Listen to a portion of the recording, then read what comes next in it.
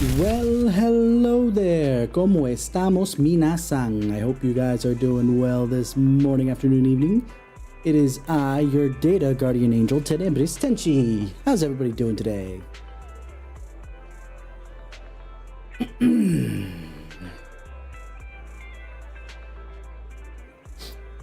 Alright. Well, I've got to do a couple things here and there just to set things up, make sure everything's okay.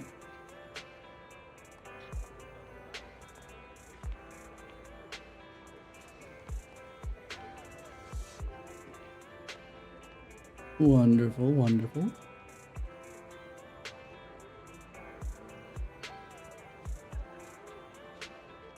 Everything's looking good. Okay. So, let's see. What do I want to do? Alright, we have to finish Trigger's little story bit.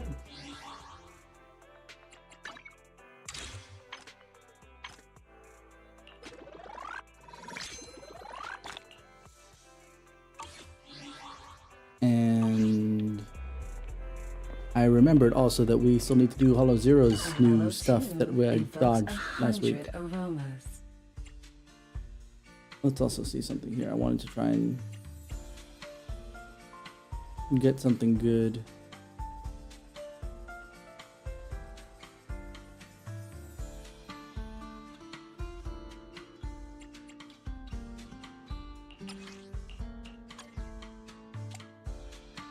Let's see if we can do something about this.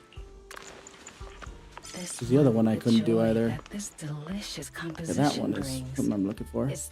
Why again? That's what happened last time too. I get what I need in Anomaly Proficiency or Anomaly Mastery, and then freaking crit, which doesn't do shit.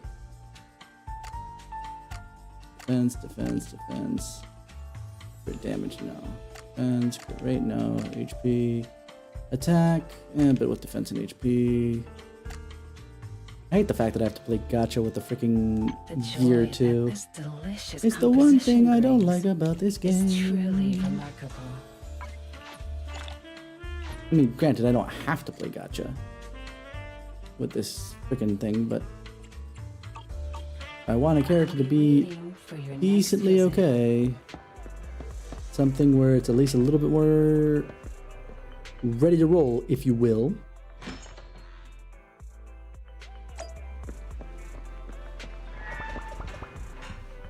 Alright, let's finish up Miss Trigger.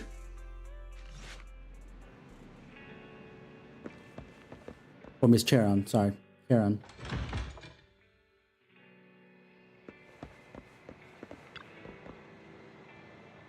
Good morning, Proxy.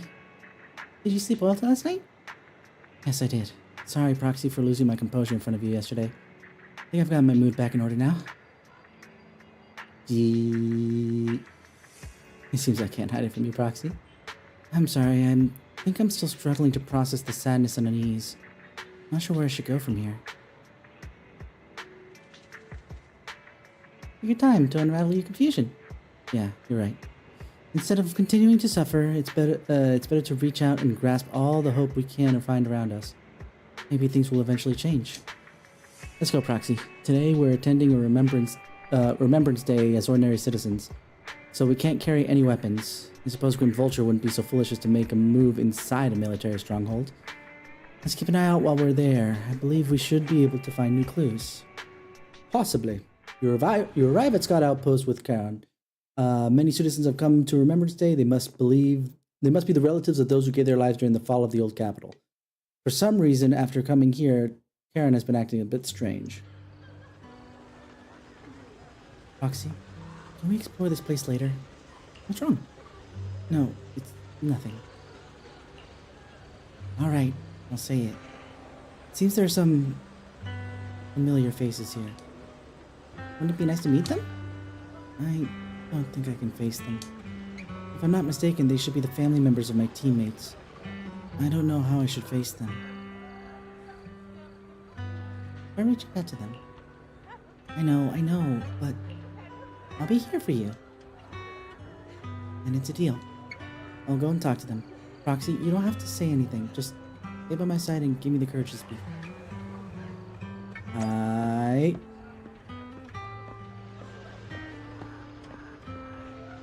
Widowed and clearly drunk.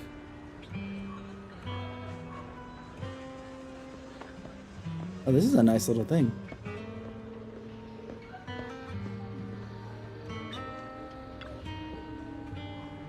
Ne. There you go.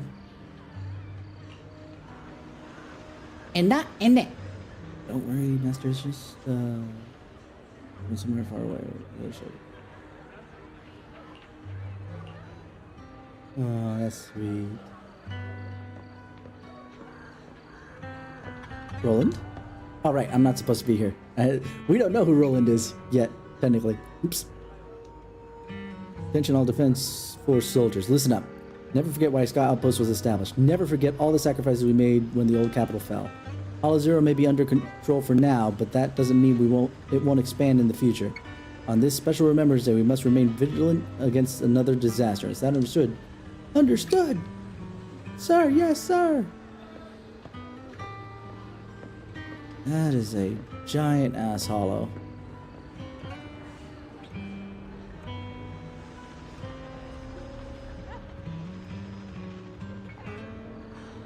Dear Lord. Alright, let's start here. Are you Alan? Acheron's brother? How did you know? Who are you? Wait, your eye cover. So you're Acheron's sole surviving... Gosh dang it. So you're Acheron's sole surviving teammate. I remember you. We met once after the fall of the old capital. After that, I didn't hear anything about you again. I never expected to meet you here. This plushie. It's Acheron's favorite plushie. She always kept it in the most prominent spot in her room. I brought it along here, as if remembering my sister's shadow to participate in Remembrance Day. I'm sorry, Mr. Allen. You don't need to apologize. I still remember one time when my sister came home excitedly telling me that a shy new girl joined the squad. That girl didn't speak much, but she was beautiful in battle. That was the happiest I've ever seen her be. That was the happiest I had ever seen her. To her, you were present that inspired admiration and a desire to not fall behind. A beautiful soldier who gave her the drive to keep moving forward. You don't have to apologize to me. If my sister were here, she surely would say the same thing. Please, don't mind me too much. The Defense Force has made a lot of preparations for the Remembrance Day event. Please, take your time here.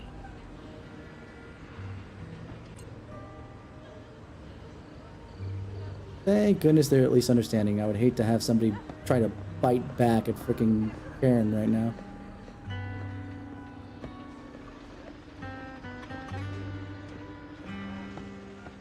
Let's go with the old lady first. Ethel. Hi, son. Can you see me now? I'm doing well. My legs and feet are fine. I just miss you so much. Excuse me, are you... Cocytus' I think Cocytus is how it's pronounced. Cocytus' mother, Ethel? Oh, you are... Oh, I recognize you. I saw you once in the military camp after the fall of the old city. You're Cocytus' teammate. One of the survivors. I've been wanting to get in touch with you over the years to see how you've been, but I've never heard from you. Didn't expect to meet you here at the Remembrance Day. I guess this is fate.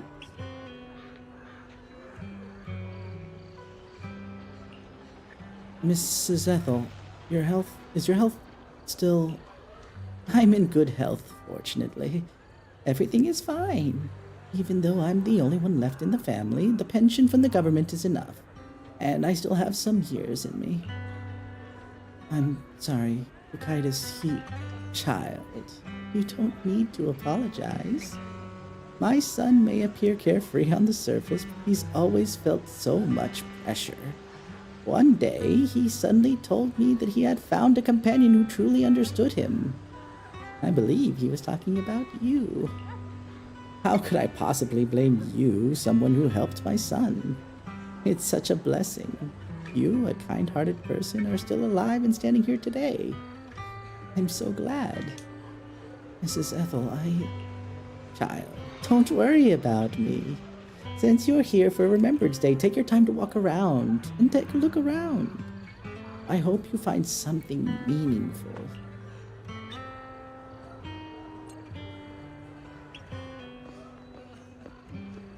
Oh boy.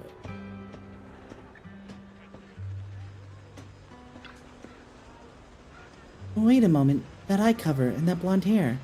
Would you be my husband's Styx's teammate? Oh, this is Styx, huh? Styx, are you Miss Sally and Styx's wife? Yes, my daughter and I came to Remembrance Day. The last time I saw you was right after the fall of the old Capitol. I never expected to see you again here today. Your daughter? Is this your daughter Zita? Mom, who is she? Zita, this is your dad's comrade from the Defense Force. Every time he went to the battlefield, she would be there to protect him. To protect? The way she's questioning that, I think that the model should look a little younger than it does. Either that or she has an issue that we're going to get to in a moment. We'll find out, though.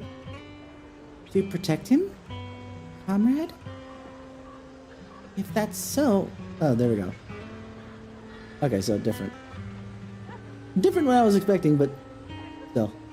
I figured the kid would probably be the one that's a little bit more rough, but if that's Mom, then Mom will probably set her straight if the current trend of how things are going continues. Oh, wait, did I clear the count of clairvoyance? Or is it at 0? It is at 0, so I don't have to worry about it. Huzzah! If that's so, why didn't you protect my dad during the fall of the old Capitol? Why did you let him die and make him unable to come back to me? Zita!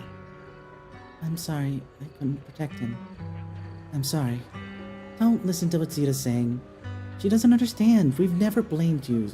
Please don't say that. Zita, you can't say such hurtful things. Apologize right now. Why should I apologize? She survived, but Dad didn't. Isn't that the truth? If it weren't for her abandoning him, Dad could have come back safely.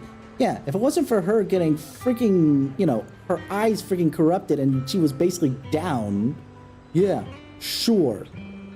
The only thing is, again, it's a child. I think that the model is a little big.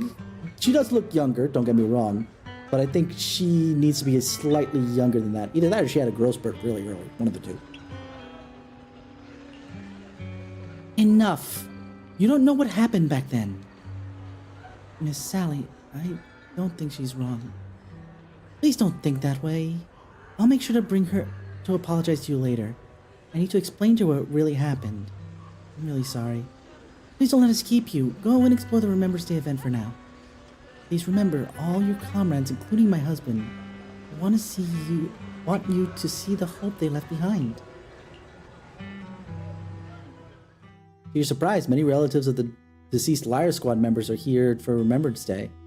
And for the Remembrance Day event. It's really just a coincidence? As you ponder this question, the relatives have gathered in front of the cairn. Miss, I'm sorry for being mean to you before. Mom told me you were protecting Dad until the very last moment before you passed out. Yes, she was. I shouldn't have said you left him to die. Yep. I mean, proof positive in that she let her eyes get corrupted. And literally, if she could, she probably would have stayed and continued to fight. But she physically wasn't able to. If we remember what happened in the trailer over the weekend, yeah. Oops, I actually forgot to check. Yeah, there we are. I need to check on something real quick.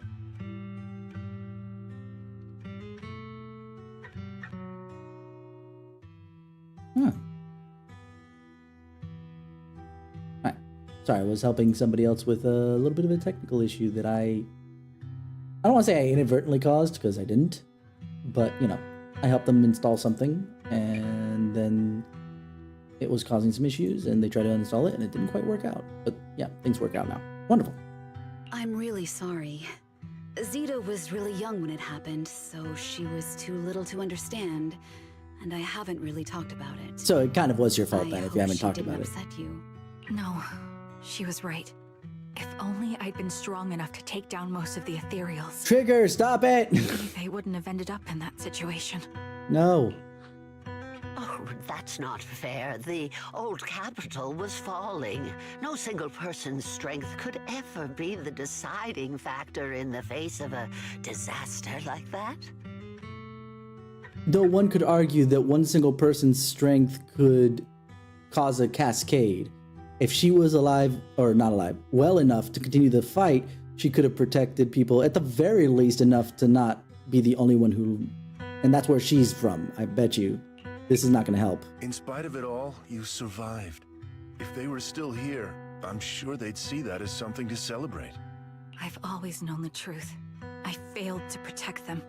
A weakling like me survived, and the rest of them disappeared without a trace. This isn't solace. It's the worst possible outcome. She's right in the first half of the sentence, and I'm gonna heavily disagree with the second. It's not solace, absolutely, but it's not the worst possible outcome. The worst possible outcome is that you die too. That's something I can't face. I've never had the courage to tell you I couldn't protect your loved ones. All I can do is wander New Eridu, hoping to find some trace of them. Even after all this time, I still haven't accomplished anything. I'm sorry. You really don't know us at all. I mean, they never talk to This you. isn't the worst possible outcome by any means. Styx, my husband, and all his comrades who lost their lives, each one of them left behind their own legacy. Well, Styx did, absolutely. He has a child, but I'm not certain about the other ones. Let's see what the others believe. If it sounds like these three at least have talked to each other before. Again, Trigger hasn't been here, so... Just look all around you.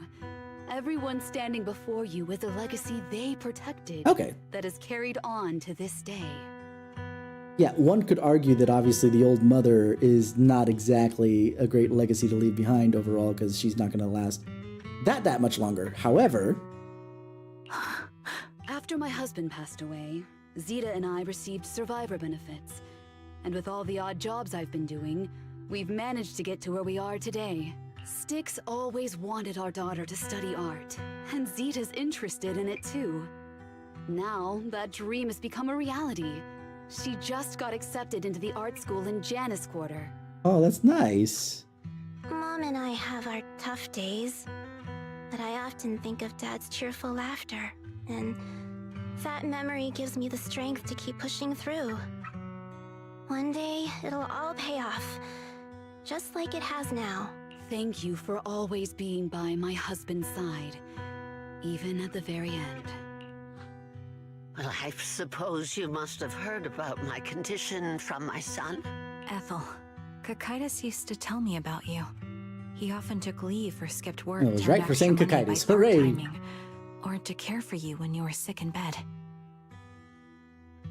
Yes, that's true, but I bet he never told you my illness became so bad that I needed major surgery, and he worked his tail off to raise the money. Who would have thought he would pass before me? I used the benefits from his death for the surgery, and that's the only reason I'm here today. In a way, his passing allowed my life to continue.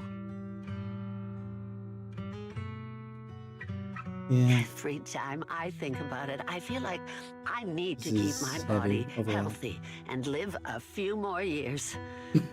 The sights I see, I believe he can sense them from somewhere far away. When I was too weak to take care of him, it was you and your comrades who stayed by his side. Thank you for everything that you've done for him. As for me, well, I'm currently working as a fashion designer. Really? Okay. I mean, like, the clothes still kind of A imply fashion that. designer. Is that because of Acheron? It is. I'm sure you remember how much she loved beautiful things. She was always into fashion, so I decided to become part of that world. That way, she can always be with me. I admit I had no idea how fun fashion design could be until I actually gave it a shot. I wish I'd figured that out sooner. We would have had so much more to talk about. Anyway, I'm planning to start my own fashion brand next year. She used to say that after retiring from the army, she wanted to pursue fashion design. I really want to carry on her dream. It feels like my life's purpose. You know, she used to talk about you when she came home for the holidays. How your rivalry pushed her to keep improving. So, thank you. I'm proud of my sister. And I'm proud of you, too. As you can see, all of us They have probably all made it talked to this each other day, beforehand. carrying the will Not of to, those we not love. in like planning to So talk to please Trigger at don't all. say they left nothing behind. They've always been a But part of every at the same pain time, and joy it's we've still one of experienced those over things the they've talked years. about it, and they were kind of like ready. If that should ever become necessary to talk to Trigger about this, then they Please would. remember, everything and everyone in New Eridu is only here today because you all risked your lives in battle. Thank you. Thank you, everyone. It's been wonderful to hear about how you're all doing and to listen to these words. I'm so glad I decided to come here on Remembrance Day. Speaking of which, I wasn't expecting to see any of you. What brings you here today? I could ask you the same thing, Ethel. Last time I asked, you said you weren't coming. I only came because I suddenly got a DM from Nathan. He said he really wanted me to be here. Uh-oh. I'm here because of Nathan's message, too. He was pretty insistent, so I thought he'd be here. But I've been looking around for a while now. I still haven't seen him. So it's the same for all of us. I responded to his message, but he never wrote back. Isn't that strange? Sorry, but who's this Nathan you're talking about? Nathan is Lethe's younger brother. Frankly, out of all of us, he's probably the one who wants to see you the most. He used to be part of the defense force himself, and... The day the old capital fell, his squad was responsible for supporting the forces that had already entered the Hollow, which included all of you. He's told us that story so many times. When they saw how bad things were in that Hollow, some of the reinforcements called off their plans and pulled back. He tried to stop them, but there was nothing he could do. He always blamed himself and wanted to find you to apologize. But the truth is, the reinforcements retreating was inevitable. Shortly after their retreat, headquarters issued the official order. To retreat. We all lost someone in that disaster. And for a while, we resented the reinforcements for their decision.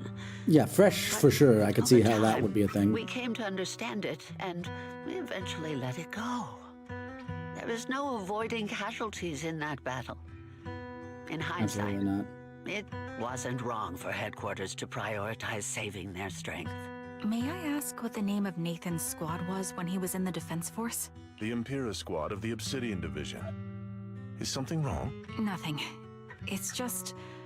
I think I might have stumbled upon the answer I was looking for. After the four family members paid their respects and left, they continued touring on Remembrance Day. Karen stood there in a daze, seemingly having understood something. At that moment, a sound came from the open space in front of the outpost. It seemed someone had stepped out into the podium, and the citizens all gathered at the podium preparing to listen to the person's speech. According to the schedule for Remembrance Day, it should be time for a representative of the retired Defense Force veterans to give a speech. Looks like the speech is about to begin.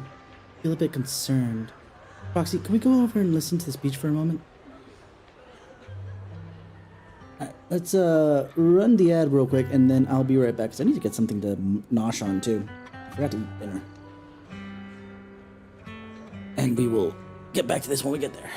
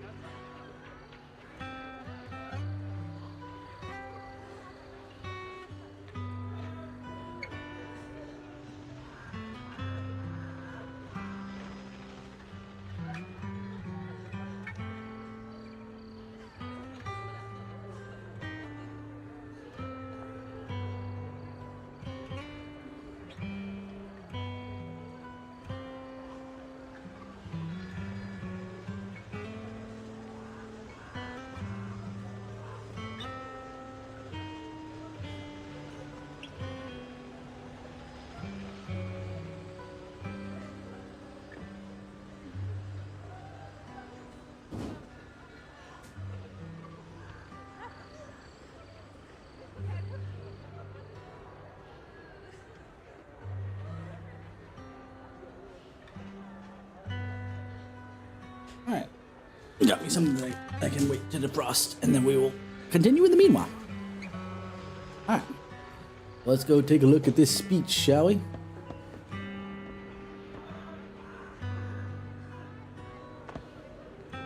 I assume... How long is this gonna go? Okay. Everybody's here.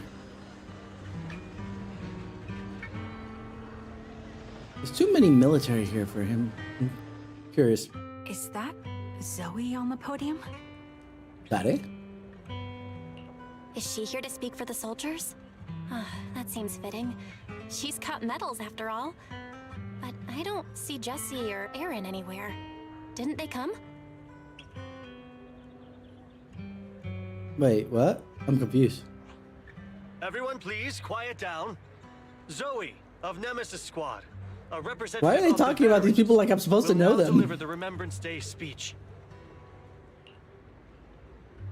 Hello, everyone. Oh, sorry. I was I'm supposed to know them. honored to stand Those here two and were, speak on or behalf those of three were all the of ones the we soldiers of the saved, Defense actually. I forgot. Force. Now I remembered. Now I remembered. Today, we gather to commemorate Remembrance Day, a day born from the tragedy of the old capital's fall. Many At of the very us least, lost yes. relatives or friends in the disaster, and I am no exception. Every member of my squad perished in that battle, leaving me as the only survivor. Losing the friends you cherish to the hollow is a pain that never fades. It's a sorrow that will stay with us, now and forever. So that read tells me that, again, the new S rank that's coming out next patch, her flat voice acting is a decision by, at the very least, the ADR director. I say it's a poor decision because you can have someone who is stoic but not flat. So I think it's a poor decision the way that they have her reading her lines. Because if a literal NPC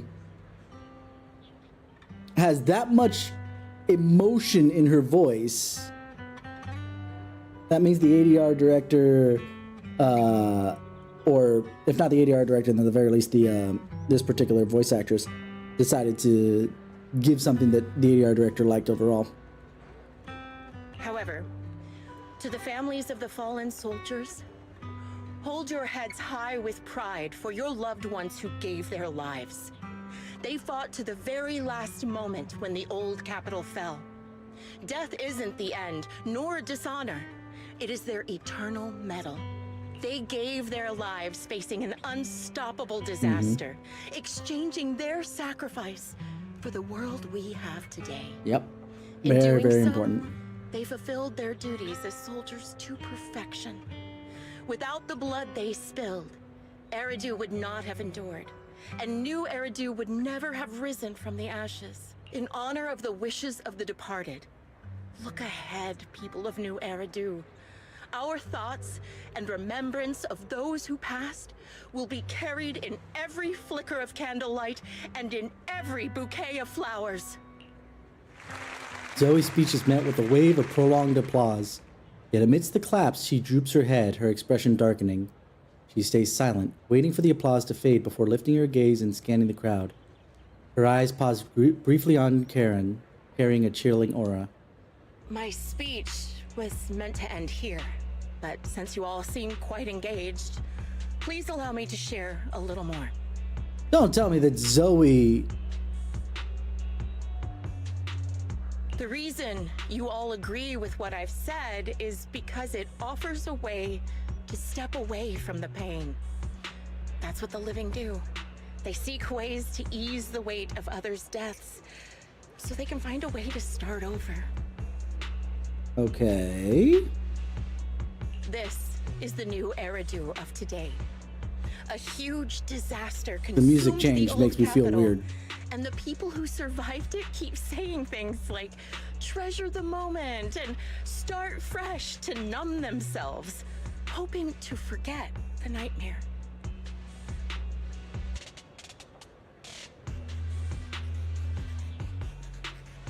Although, she either might be the sniper and or she's being guided by the sniper. Like, she's working with the sniper in order to do this thing. Or she, you know, is the sniper, one of the two. Because again, the musical cues give you a lot of information on what you're supposed to be feeling at the moment, and now it's more apprehension with this rather than the major, what's the word I'm looking for? Major thing overall. Anyway, my brain's not working. No one talks about the soldiers who gave their lives in Hollow Zero. No one asks why they had to die. The brave gave their lives battling the ethereal onslaught, while the weak survived. I assume that the reason why she had such a good opening speech and now that she's taking pot shots at Karen is specifically because of possibly the speech had to be approved. But now that she's literally going off script, she's able to go a completely different direction. Because, like, you're literally now shooting your own argument in the foot because your earlier argument was actually pretty strong. And now you're saying, but I lied, essentially. So This is a new Eridu, built by weaklings. Its order founded upon their way of thinking. No. Oh my god. So her, but again, props to the voice actors. 110% props to the voice actors. Because I felt for her when she was faking, quotation marks, well, obviously she's still faking because she's acting, but you know, when the character was faking being, you know, heartfelt and talking this, that, and the other, and so on and so forth. And now she's speaking with a lot of conviction.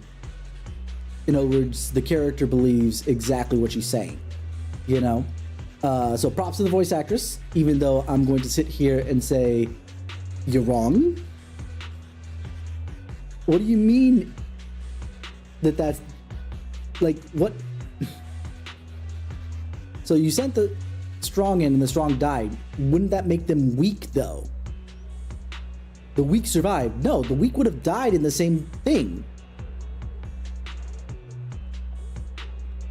Like, okay, you could say that about the reinforcements that retreated before going in and helping, that the weak survived and their way of thinking now is the main way of thinking and so on and so forth. But clearly, she decided to go off script when she saw Trigger. If Trigger survived being in there, she is the least weak of both groups. The ones that died in there were too weak to survive. By your argument, I'm saying. I don't agree, but let's just say that. And the ones that ran away should have been too weak to survive. So she actually should be one of the ones that do survive because she went in and still survived. Case in point, you know. So if you're doing this to take a pot shot at Trigger for surviving, your mindset is all bass backwards, my dear. Your applause makes me realize you all accept this logic. Each of you had loved ones who sacrificed their lives in the fall of the old capital. And now, you're thankful that someone has encouraged you to move on from them. Again, and this goes with, who did we talk about with that before?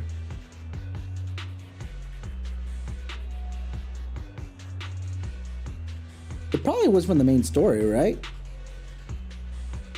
Oh yeah, it had to be. It was specifically with the Exaltists. The Exaltists saying, or it's like, yeah, we gave them, you know, but we gave them hope, and you want to take that away from them. Yeah, it's a false hope. That doesn't mean anything, you know? Okay. Granted, you know, you encourage to basically move on from them. Yes, because if not, they're in pain. Oh, but then Breeze, doesn't that make that a false hope? No, because there's still stuff to do. The false hope was from the Exaltists because, oh, here, you're getting a blessing and being horrifically morphed into an ethereal. Yeah, that's not a great hope. Whereas at least with the with this is not a false hope, because they were able to provide hope in whatever they were able to get done to save the people who were left.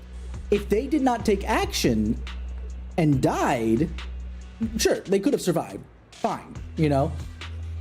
But the thing is, if they decide to all run from the start and no one decide to sacrifice their well-being, not necessarily life, but their well-being, then we wouldn't be here. You don't understand this. What meaning does the sacrifice of those who died have if you all choose to forget? They're not choosing to forget. What is the point of this but to remember? No one is responsible for their deaths. Okay. Oh my god. You're pissing me off. Okay. What meaning does their sacrifice have if you all choose to forget? They're not forgetting. The whole point of this thing is to remember. It's called Remembrance Day for a reason, you stupid piece of shit. Okay? First and foremost, that's the thing. They're not choosing to forget. They're choosing to remember in their own goddamn way. As we just saw with the 3 that were there, right? They remembered because my husband wanted her to take art, and now she made it into an art school thanks to, you know, what my husband sacrificed. Because my son sacrificed, I can actually live a little bit longer and very comfortably by comparison to what I was able to do before. Because my sister sacrificed, I was able to find something that I love to do. Sure, all 3 of them had, you know, pieces where it's just like, I wish I still had them here. But at the very least, they have something to move forward with while remembering them. This is not a matter of just, oh no, we just forget about them. We don't give a shit. We want to just move forward. No, they're moving forward with their memories. It's not that they're forgetting. Ugh, and then that's just the first half. The first half pissed me off. The second half doesn't. I almost ignored. Let's take a look at. Have you ever thought about why your own loved ones had to die and why no one else? Okay, that's at least a little bit fair, because you have a. If no one was held responsible, it was just like, oh, it's just a terrible accident. Oh, okay. Who would be held responsible? Do you have the answer? No? Is there an investigation running? If not, then we can demand an investigation start running to find out who should be held responsible for their deaths. Especially since, you know, this is not a natural disaster. At this point, it is a natural disaster, but at that point, it wasn't, right? But until then, who do we hold responsible? We're not going to just run up with pitchforks. Open your eyes! I'm speaking to those who have lost. I don't want to. If death is the medal for the fallen, then pain is the cross the living must bear. If you fear its weight and run from the suffering, the soldiers will never find peace in their eternal rest. How do you know that? You're not dead. How do you know that? How do you know that the soldiers are not happy with their rest if their loved ones are not living in pain?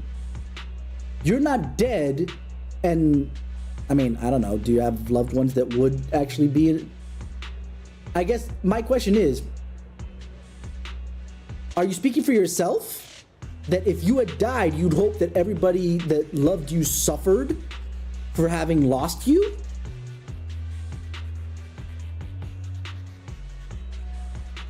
To which I think you're projecting, because no, I don't believe that, and don't get me wrong, I'm sure that there are people like Zoe that if they died, they would want their family to remember them, and maybe even through pain, you know, the pain of loss. I'm not saying that those people don't exist, but she's projecting to every single one of the soldiers' families when not all the soldiers probably felt the way you do. Just saying. Tear the wound open once again, so you'll never forget the searing pain. That's the real meaning of Remembrance Day. That's your meaning of Remembrance Day. Do not project that onto other people that maybe that's not their way of remembering their loved ones. You stupid bitch. Okay? Don't get me wrong. I'm sure that some people want to do that. Again, more power to you. You want to remember by being in pain and so on and so forth? I'd recommend against it because that's not exactly the best way to go about it. But not everybody's going to remember people the same way. Sure, some people would like to just forget and move on. And maybe there are some people that you're accusing of that are doing exactly that. They just want to absolutely push the memory out of their brains and forget and move forward. Sure, that can be absolutely a thing. But just like I was saying before, that's not everybody. Some people choose to remember in a way that lets them move forward. And again, some other people probably are absolutely pained. But you're just standing in front of a crowd that the majority is willing to let go in some regard. I don't agree, says Figure. Charon, I didn't expect you to be here for Remembrance Day. How are things going with your search? Didn't you Seems see like her? You have something to say. Don't get me wrong. That she didn't expect her to come? Yes. That is true. But it just feels weird that she said it that way. Like because she looked at her and that's when she switched her. Can I see the playback, or did we transition too far? Yeah, no, we transitioned too far. To me, that's she looked at her, stared her right in the face, and then switched her tone to this, more detrimental speech. Among the people standing here, there's a woman who raised her daughter with the survivor benefits left by her husband. Another who's been able to carry on with her life thanks to the final efforts of her child. And yet another who's found purpose because of the influence of his late sister. Like, the one thing that bothered me about the earlier bits here and there is the fact that they kept pointing to the survivor's benefits. Because in technicality, without those survivor benefits, they would not have been able to do anything. But then that means that they technically would have wished ill on their kin, should they automatically kind of magically come back type thing, But by the same token, I don't know, it's just, but at least the only one that was very clearly survivor's benefits, as far as Karen's counter speech, is regarding the child going to a particular school. The other two, she left at least the benefits out. The will of the deceased lives on in every person here. The soldiers who died during the fall of the old capital fought for this. The future that their loved ones are making for themselves now. The old me might have agreed with what you said, but someone taught me that pain and hardship can lead to hope. Mm-hmm. They helped me see that hope can be inherited, not just destroyed when life fades. Yeah, hope is not only a thing that you can push forward with, because the pain you need to kind of acknowledge the pain. But suffering pain day after day is not mentally healthy for you. It never is.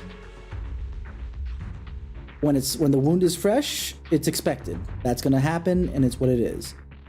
But there's been at least a year or two, I think, since the fall of the old capital. I'm not certain of the timeline, if I'm being honest. But it's been some time. So, as a result, yeah, no, the pain fades. Think about it this way, though. Even forget about the emotional pain that's going on there. Actual physical pain, eventually your body gets used to it. So even if you want these people to suffer daily for having lost their loved ones in battle, eventually, if their mind is strong enough, obviously, because this is psychological damage rather than physical damage, but eventually it gets stronger and you start to miss them a little bit less. It's a natural defense mechanism of the human body. So to tell them to continue suffering is BS of the highest variety. That's why. I believe the departed didn't leave us wounded or with a heavy cross to bear, but with a melody. I could say that they left us wounded, but the wound can grow stronger. It's like when you work out type thing. Each of us holds a harmonica that plays the melody of life. At first, it may That's sound very specific awkward, instrument to pick. but it will eventually flow smoothly, taking on our own style, until it merges with our soul. Like, I guess my issue with that line was just because it was specifically harmonica. You could say each of us holds a melody that, or holds an instrument, whatever, yada yada yada, that plays plays with our heart. Papa Bear Nada? Nani? But hi, Wivy. Who's Papa Bear? I don't see a bear here. But let's see. Eventually flow smoothly. Yeah. The rest of it is just the harmonica threw me off for a You second. seem quite certain about what you're saying. Tell me then, what kind of melody is left behind by those we've lost?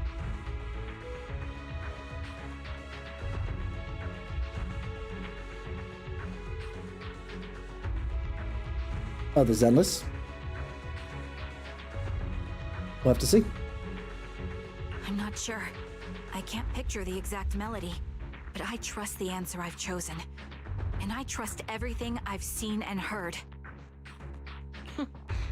A vague and insubstantial answer, isn't it? Wait, what was the insubstantial answer? Oh, sorry, I'm very cross with Zoe right now.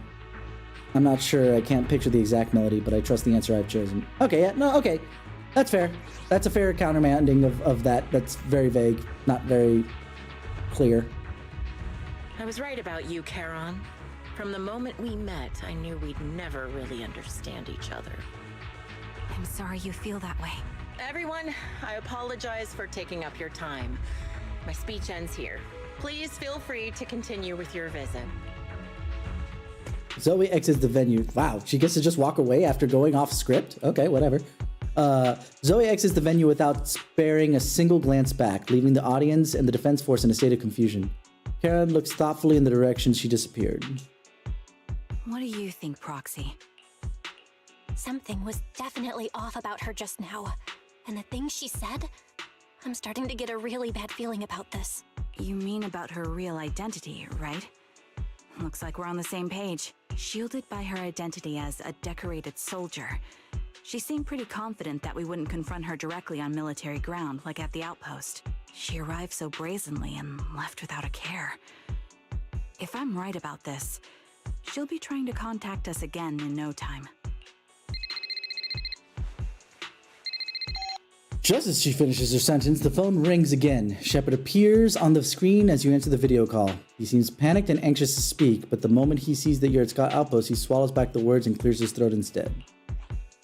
Looks like you're a little busy, so I'll keep it short. The client just sent me a location via Knock Knock, along with a picture of several unconscious, tied-up individuals. I'll send you the location shortly. It should be an entrance to the Hollow in Port Elpis. At this stage, convenient. we don't have any further requests. My only hope is that you'll proceed with caution. A location with a picture of the hostages. Looks like Grim Vulture is losing patience and wants to put an end to all this. Hopefully we can take them out. Charon, what's your plan? With everything that's happened, no matter what you choose, I'll stay by your side till the very end. Karen doesn't answer right away. Instead, she takes out her harmonica and looks down at it, as if she's trying to decide. In the end, she tucks her harmonica away. I've made up my mind. Proxy, please accept my official commission. Help me venture into the depths of the Hollow to rescue the client and any other hostages. It's time to put an end to this. It's up to me to stop Grim Vulture. Stop her from crushing everything in front of her with that heavy cross. Alrighty. Shall we? You leave the Remembrance Day event with Karen and return to the video store. She cleans her firearm multiple times and keeps adjusting her breathing. New showdown is about to begin. Roxy, thank you for accompanying me this far. In the upcoming battle, Grim Vulture has likely already set up a stage filled with traps. we may need to brace ourselves for a tough fight. Do you have any strategy in mind, Karen? Karen? I should say it that way because Karen sounds weird. Anyway, to be honest, there isn't a fully viable strategy. The opponent is a sniper and can clearly anticipate the timing and trajectory of each of my shots, dodging in advance. Entering the battlefield pre-prepared by such a formidable enemy alone, it's foreseeable that she will continuously occupy the elevated sniper positions, relentlessly targeting us while we have very few opportunities to land a hit on her. Wouldn't that mean we were easy prey? Theoretically speaking, that's right. In a sniper duel, the one who fails to secure the best vantage point or exposes their position is always the loser. But I believe there's still a chance. In our previous fight, I could sense the pride and impatience of Grim Vulture as a sniper. I'm not sure where that impatience is coming from, but that pride is definitely something we could turn against her. I believe she would never accept the idea of me surpassing her in sniper skills. If I can outmatch her in a critical moment, she'll lose her composure, and that's the only instant where she exposes a weakness. Proxy, this is the strategy I've chosen. Grim Vulture may indeed be the superior sniper, but I will surpass her and make this strategy a success.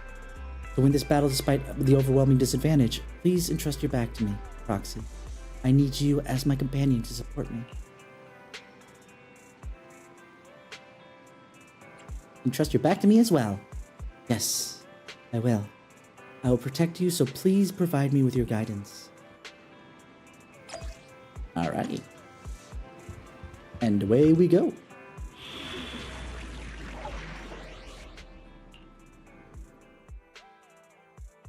Shall I fight with only Trigger, or should I bring in others? What do you guys think?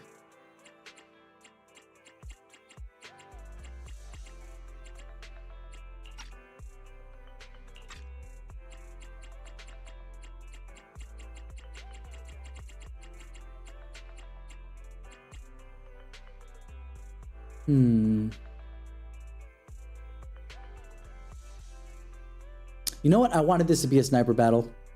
Let's have some fun. Aw, never mind. Game says no. Game says you don't get to do that. Hey Panda, how you doing? I'm gonna run that ad while I take a look to see what would be the best team for Miss Trigger. I forgot what it was. I forgore.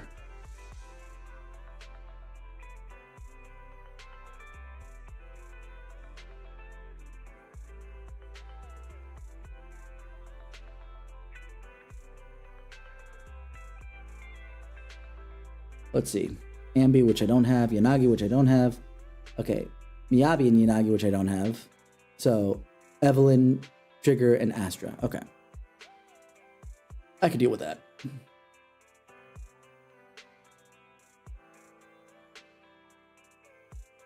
Ooh, I'm at. Need something? I should. He's the I'm at. Head made asset confirmed. Preparing to move out. It's my duty to protect the asset. Alright, so we will wait until the ads are done before we go in, because... yeah.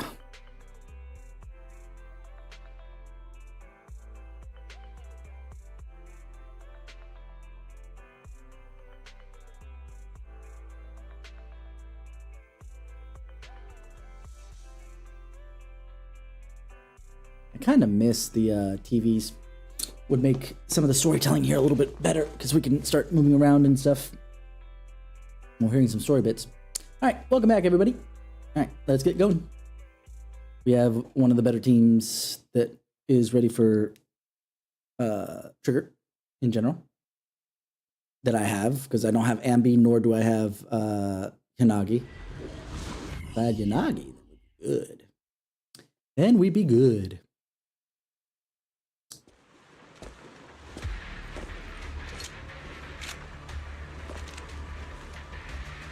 Charon, look! Another communicator. Probably damaged at this point. Another communicator. It's a bad habit for a sniper to be so talkative. Exactly. Oh, really? I I think it's rather good for my mental health to witness in real time how my target becomes desperate and gives up their struggle. I'm fairly certain that that does not actually help your mental health, but that's Do you okay. really still need to disguise your voice? I thought you didn't want to hide anymore, Zoe. You're right. Seems there's no need for secrecy anymore. I, Zoe, the sniper known as Grim Vulture of Nemesis Squad, send you my regards. Zoe. No. Grim Vulture. You, like me, were one of the advanced troops deployed to suppress Hollow Zero right after the fall of the old capital, right? Oh, bitch. If that's correct, then you got out light. Karen at least, like, took damage. Knocked Cartes and Impera squad. So far, all the victims have been members of these squads. They were initially supposed to enter the Hollow to reinforce the advanced troops. Nemesis, your squad, lacking reinforcements, lost everyone except you in the fall of the old capital. I see. Punishing You blamed their the deaths people on the who ran absence away. of reinforcements and sought revenge on them. Just like me. The fall of the old capital left you entirely alone. A sniper, the sole survivor, a mere pawn abandoned by the military. Don't you think we're very much alike? Okay. I see. I was about to say, huh? Not really, but I see. There's similarities. They're both snipers, they're both the sole survivors of their companies, and a mere pawn abandoned by the military. Yeah, I can see that. The Impera squad member, Nathan, the one you're searching for, he pleaded with me to let him go when I was about to kill him, saying he had to see you no matter what. That's how you caught my attention. I let him live to get all sorts of information on you.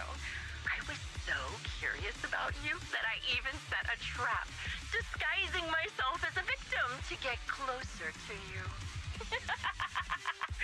It turned out we share the same story. We even got the same PTSD symptoms. After all these years, we still see images of our teammates before they died. It's impossible to erase them from our minds. So much for this being a mentally good for your mental well-being, because it sounds like you're losing yourself. Just, you use ridiculous fantasies to numb yourself, chasing after illusions of your squad mates. While I can't afford to be as naive as you. Why can't you afford it? It's just a way of thinking. One night, when I was overwhelmed with the unbearable images of my comrades' deaths, vomiting and crying, I finally realized the meaning behind their appearance before me. You took it as something, not necessarily. With me, pleading for vengeance against those who abandoned us, begging me to destroy the repulsive, hypocritical new order of New Eridu. So, I carried on their will. That's your assumption, I began lady. I don't know what the hell. targets and sniping them in the hollow, watching as they became corrupted and died in despair. Do you really think this is what they'd want? What else? Would they want me to be like you, playing at a game of finding my missing squad mates, accepting their deaths when I'm done playing, and then forgiving the very enemy who killed them? She's not forgiving the Ethereals. Those are the ones that killed them, by the way. What a noble and virtuous gesture. Just saying. Jeez, I don't even understand. Coexist with New Eridu's order and live peacefully among cowards. You know, something's really wrong with New Eridu's freaking military service if they are, you know, giving good pension to the surviving family members, but then someone who desperately needs a mental health checkup is off on her own. And granted, don't get me wrong, I'm sure that there are gaps, and you know, she kind of fell through it. Or maybe she just refused it when she really needs it. You know? But still. It's precisely because I still think it's kind of crazy that Hypocritical and cruel attitude makes it even harder for me to forgive you. After our first conversation, I was certain I must end your life myself to prove I'm right. That last line, I must end your life myself to prove I'm right. I want to blame you, because if not, then it's my fault, and I don't like that. That's exactly what I wanted to say to you, too. Because we've suffered the same hardships, I can't accept the path of destruction you've chosen. Jesse, Aaron, Nathan, the client I've been searching for, and any other targets of revenge you've set your sights on. They all feel regret and struggle over the choices they made back then. But you can't see any of that. You didn't target the higher-ups who misjudged the situation, the dangerous ethereals who built a combat, Nice. or the ones responsible for the fall of the old capital. Instead, you went after the easiest targets. Preach, Trigger. Absolutely. Instead of, like, because that was one of the things I said earlier during her speech. Oh, is there an investigation going on to find out who was the one who caused the fall of the old capital? If there is, yeah, protest to make sure that that gets done so we can put the blame on whomever started the fall, you know, the big hollow disaster. But she even goes a little bit further than just that. You didn't try to assassinate the higher-ups who made the call to retreat. You didn't go into Hollow Zero yourself to continue murdering all the... murdering, quotation marks. Killing all the ethereals who might have killed the comrades? No. You're going after the ones who retreated, the cowards. Let's even just assume that they're cowards. Fine, they're cowards. But you're not going after the people responsible? They're not responsible. If they went in, they would have died all the same. Grim Vulture, as a sniper of the Eridu Defense Force, you have failed in your Absolutely duty. not. This is garbage. To preserve the will and hope left by my comrades, I'm going to put an end to your actions right here. That suits me just fine. A sniper should let the gun do the talking. Make it to the deepest part of the hollow alive, and I'll meet you with nothing but raw malice. Since you made it here, let me reward you with a few things you don't know. Voice actress is killing it, though. Being honest, obviously. I'm just waiting because I want to hear the entire thing. Just walking back and forth so she doesn't talk out loud, doing her idols. That were meant to back us up ended up deciding to retreat. Nope, I knew that. Relying on a show of hands to vote, isn't that ridiculous? It kind of is, but again, I wouldn't blame them.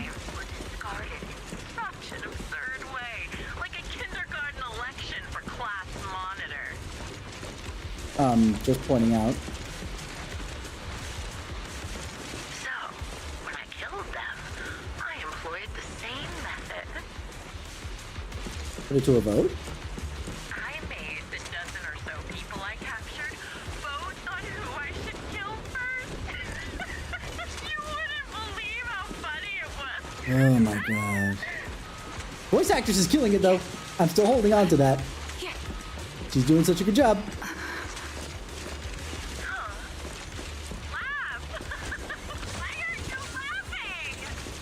God, this is like a Joker and Batman situation. I'll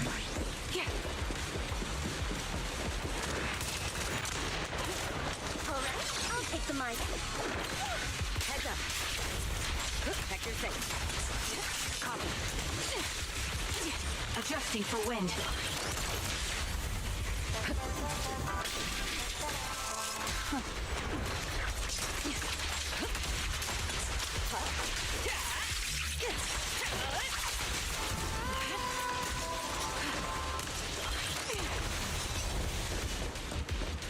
Upsidazi? Jesse and Aaron. Downsies. Do you have them too? Or are they already?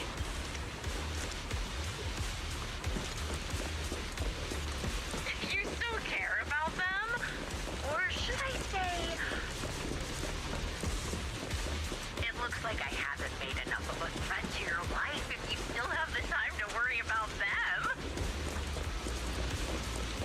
Oh boy. Wonderful. Why not leave their fate hanging as an unsolved mystery? Ugh. Normally that's right.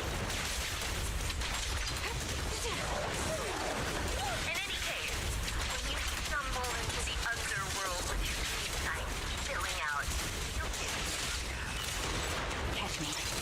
Adjusting for wind. Attacking from a blind spot. Wouldn't it be more exciting to wait until then to reveal the answer?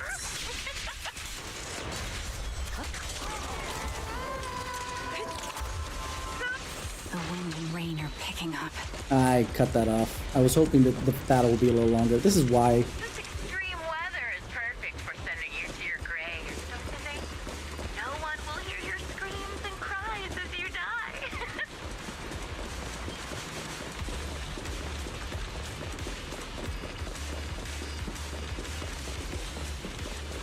By the time the rain stops, the only thing left will be your cold corpse.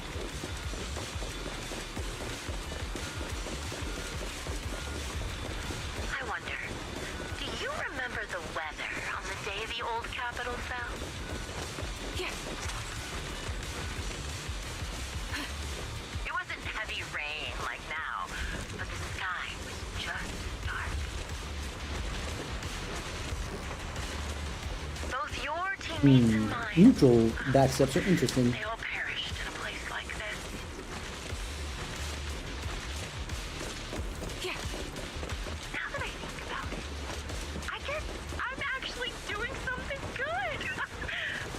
What, you didn't think it was good before? I thought that was the whole point.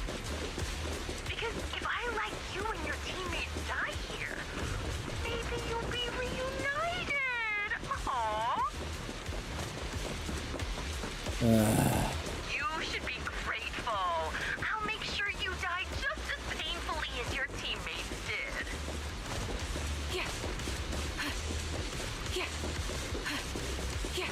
Grim Vulture, are you in pain? Yes, she is. Yeah. Very clearly she is. I'm the one in charge of this conversation. I haven't given you permission to ask questions. Yeah. I can sense your suffering. 3, 2, 1. Shut it. Yep. I hear the box somewhere. There it is. Yeah. You gotta fight first. Recalibrating. Heads up.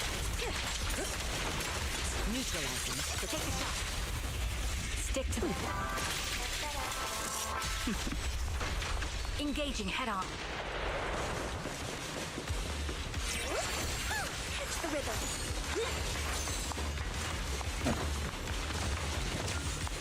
No more conversation yet. You made it.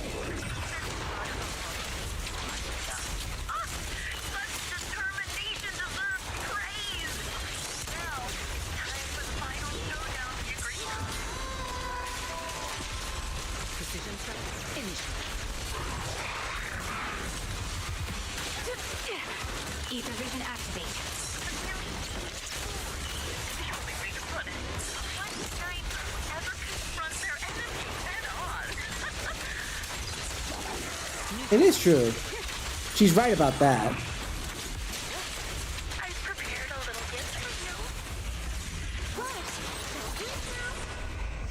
I think you're a serial lifestyle. Something a high-ranking officer. Your journey ends with me. It wasn't easy luring it here. You can play. It's too bad that, again,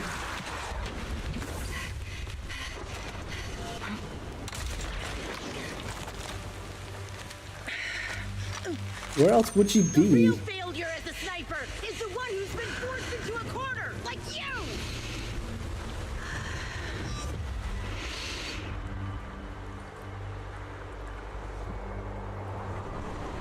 The wind. It's shifting. I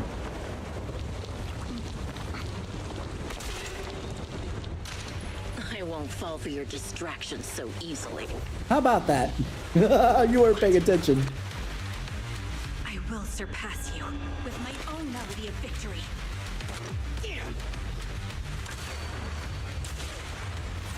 And let the wind be the opening notes. Damn. I was hoping that she wouldn't get hit. But here we are.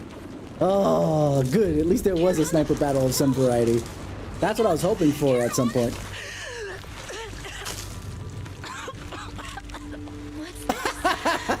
Wow. Yeah, that's not usual. A sniper shot like that would not get stopped by a freaking harmonica. That thing must have been made of like freaking obsidian or some shit. Damn. Okay, but whatever. After the gunshot, the hollow falls silent once more, leaving only the countless biting raindrops. Attempting over and over to wash away the scent of blood that oozed from the wounds of the defeated, only to fail time and time again. The loser pays no attention to her mortal ruin, only staring at the distant horizon as though salvation might be waiting there. Sometime later, the victor has climbed the steel and stands in front of her. They share their last words while the defeated still has the energy to converse. Just you? Where's your friend, the proxy? The proxy went to rescue the hostages. I want to speak with you alone. A sniper should always monitor the changes to their surroundings, factoring the environment into their tactics. Mm-hmm.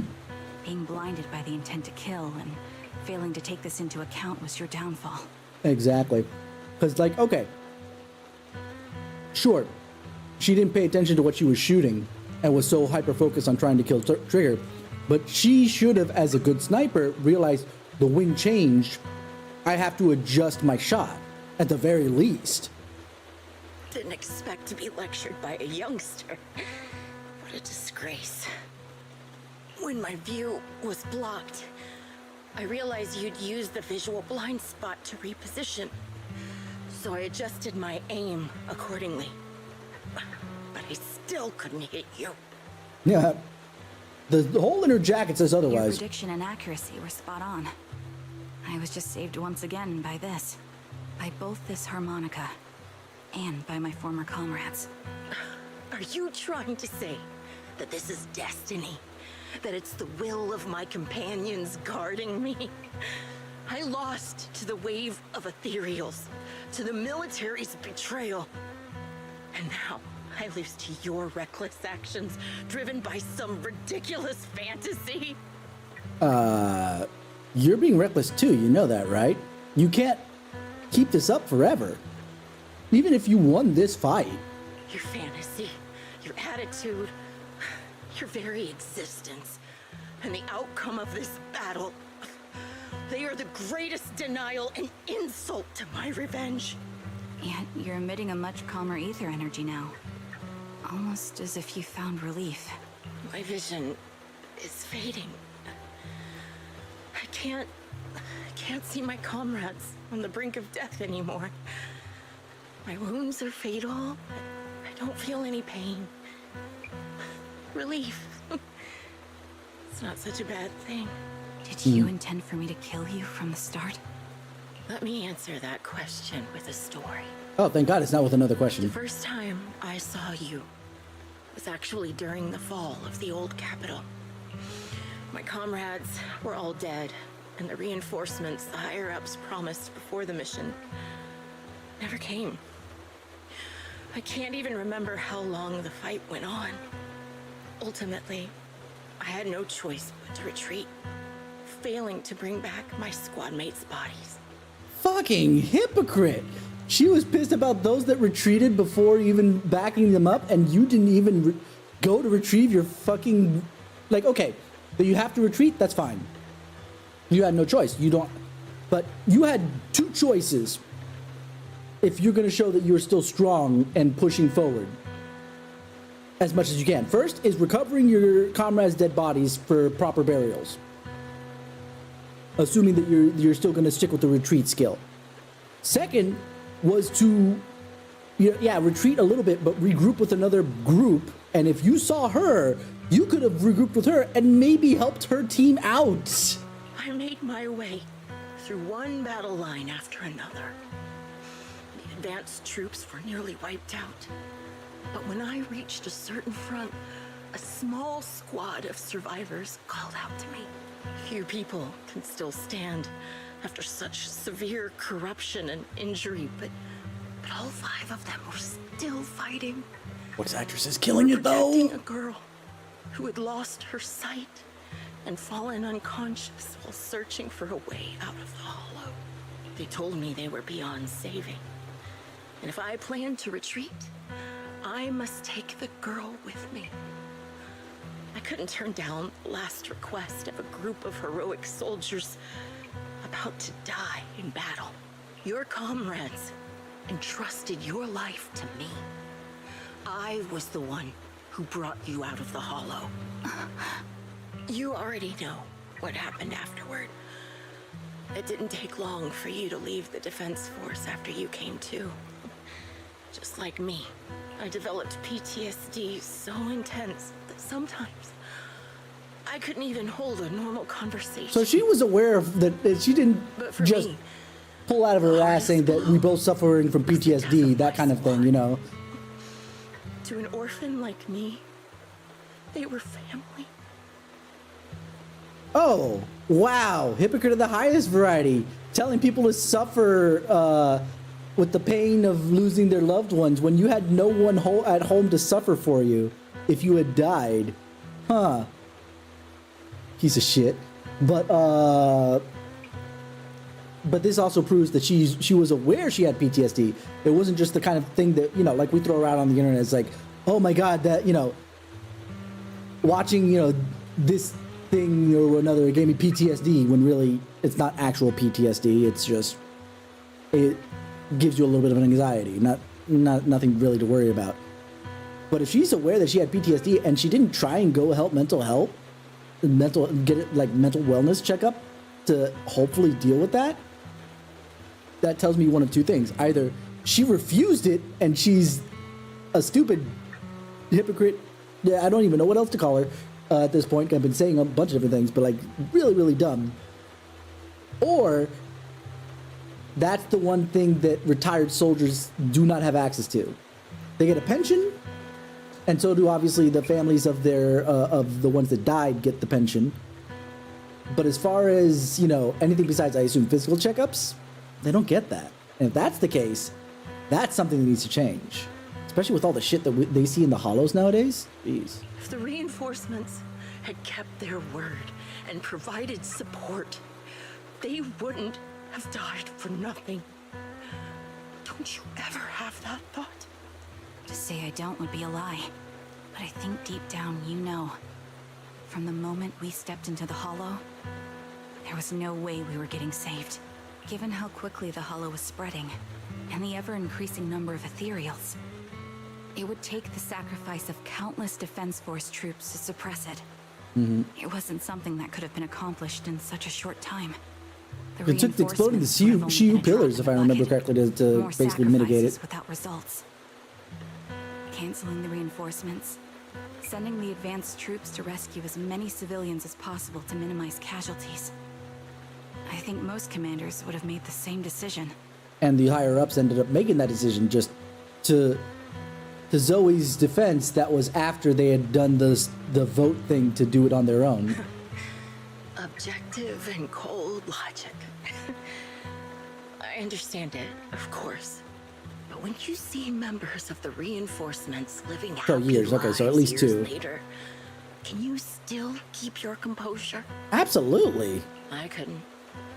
Even Clearly. if the chance was minuscule, I wanted my squad mates to survive. And that's fair. They turned that chance to 0, and still have the nerve to embrace a peaceful future.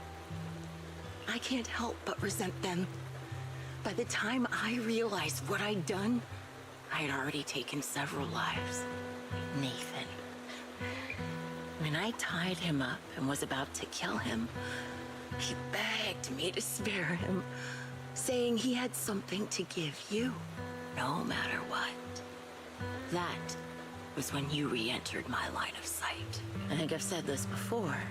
We're very similar. Yet we have completely opposite Very beliefs. similar, you and I. After meeting you, I became even more certain. In the face of suffering, I chose destruction, while you were destined to choose to protect. You're still entangled in your obsession with your squad mates. If this continues, you'll eventually sink into a void of despair. Your hope is like a bubble, ready to burst at any moment. The version of you I want to kill is the complete one, who can firmly reject my answer. If you haven't found your answer yet, then I'll be the one to push you forward. I kill you, or you end me. Either way works. God, the voice actress is killing it so hard. Maybe I'd prefer you to step over my body. That's the final answer. Why? Emptiness and doubt. No matter how many targets of my revenge I took down, nothing changed. Aiming my gun at former comrades, drowning in hate and rage, all it left was a hollow emptiness. But you're different. You've gained unconditional trust from the proxy. You have the courage to fight through my trap. And eventually, you'll have a melody that's uniquely yours. My belief has faltered. I finally remember my squad mates were fools just like you. You're right. They would never want me to become this way. I talk about carrying their cross. But in truth, I never carried their will. Yay, I'm glad I was right. She's a hypocrite. So be it. Take the hostage and go. Only one? Villain stained with the blood of others deserves nothing but a miserable end. I'm looking forward to how long you'll be able to protect those in front of your eyes. Aaron doesn't leave. Instead, she kneels beside Grim Vulture and picks up the bullet-marked harmonica and begins playing a melody titled Homecoming. I already called bullshit on the harmonica stopping that bullet. There's no way that harmonica is freaking functional after that. That at least pierced through the thing. Okay, maybe not the entirety of the harmonica. The edges would be fine, but the center notes would be gone. The melody briefly takes over the roaring downpour, reaching the ears of Grim Vulture as she lies bleeding out, barely clinging to life. A faint glimmer appears in her empty eyes in her final moment. It can still be played after taking a bullet. Okay, good. They're at least acknowledging that shit. This is my final melody to you. No matter how miserable you've become, I'll still remember you. Remember we once shared the same path in life. But in the end, our paths diverged. Your hatred has long twisted into sin. But if not for you, I wouldn't have learned how to hate, or found the true targets of my hatred. I used to know nothing. My teammates served as my teachers and taught me so much. And I think you must be my final teacher. You taught me, in the most intense way, what hatred truly means. Clearly. Really? So you found someone you want revenge against, too. That's good. The melody of Homecoming plays on as the girl endures the agony of her ocular rejection, struggling to make the harmonica notes rise above the sound of the rain. As the last note fades amidst the relentless downpour, the defeated one takes her final breath. And with that, we go to the ads. Woohoo! Just because we're done. But I'm not going to push forward until we're back. So how's everybody doing? I'm hoping you're doing well.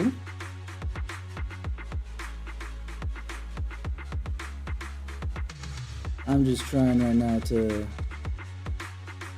figure things out overall.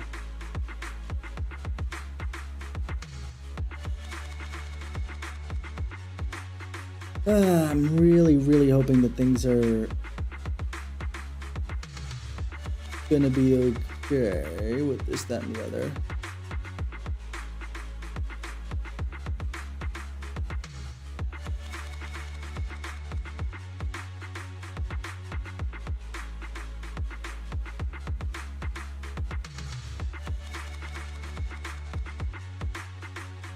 A lot of this is obviously really, what's it called? Heavy overall. Like, that was super duper heavy. You know?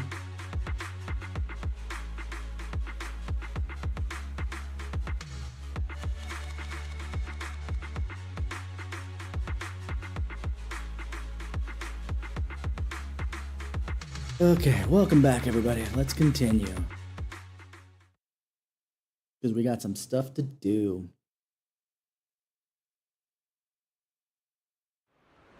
You rescue the kidnapped people, thank goodness. Leave the hollow and anonymously report the things to public security and update the shepherd, either way, on the situation. The series of tasks that need to be done after such an intense battle leaves you dizzy. After requesting to meet the client with Shepard, you receive his message, calling you to Port Elpis. Roxy, we've arrived at the port. According to Shepard, the client, and the rescued Jesse and Aaron should all be here. Let's go talk to them. Karen, why do you seem... Well, Proxy, you noticed. Even though we defeated Grim Vulture, I still can't seem to let it go. Just as I thought. When the wind changed and the falling banner blocked her vision, she could have retreated, waited for her sight to clear, and then resumed sniping. If she had done that, I would have had no chance of winning. But her pride wouldn't allow her to take action that implicitly admitted her tactics were inferior. If she still chose to engage in a shootout with me despite the blind spot. Doesn't this prove that your strategy was successful? But after realizing that she actually wanted to die, I started to wonder. Was my course of action something that she deliberately led me into? I would find a way to break her trap and create an opportunity for a reversal. And she was waiting for that moment, ready to test whether I had truly surpassed her through a direct confrontation. I believe that was her intention.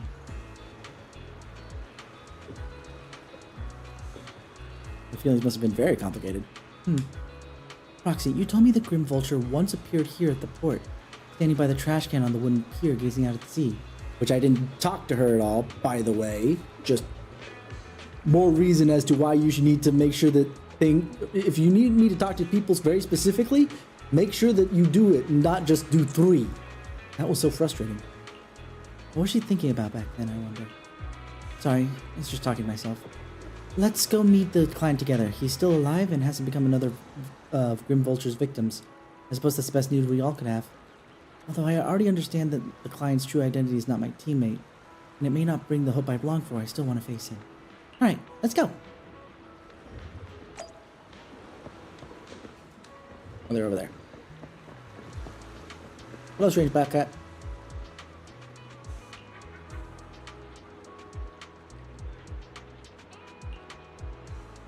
Search the trash can.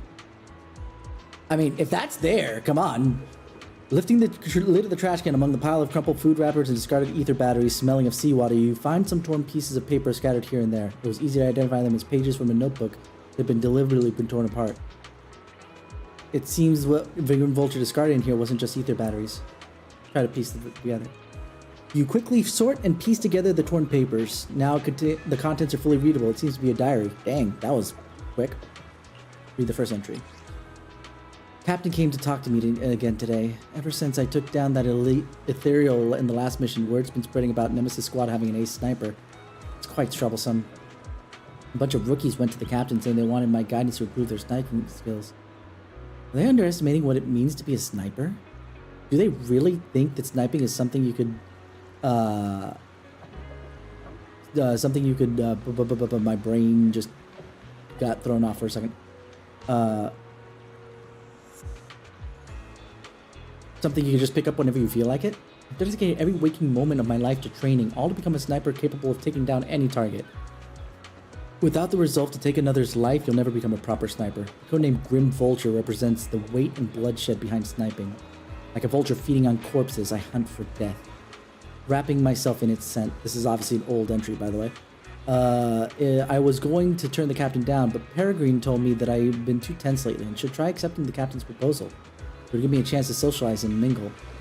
I guess I'll think about how to teach these juniors, though honestly, I feel like snipers should let their guns do the talking.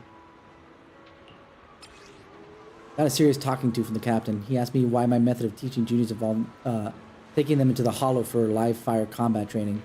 What if something happened to them? How could I take responsibility? Captain's being too naive. If they chose to join the defense force, how could they protect Eridu without being prepared to put their lives on the line? In other words, hollows existed back when Eridu was a thing. It's just that was just the biggest disaster ever, I guess. Many techniques and tactics can only be awakened and understood when faced with death's door. I was just teaching them through the most efficient way I could think of. Besides, if they get hurt in this kind of real combat, doesn't that prove that they weren't cut out for it? To learn my skills, they need the talent to back it up. In the end, the captain called off the training. That's when I was starting to enjoy teaching. So it shows that she was unbalanced even before stuff happened, so there's that. Just when I was beginning to think it might not be so bad to pass my sniper skills down to some capable junior.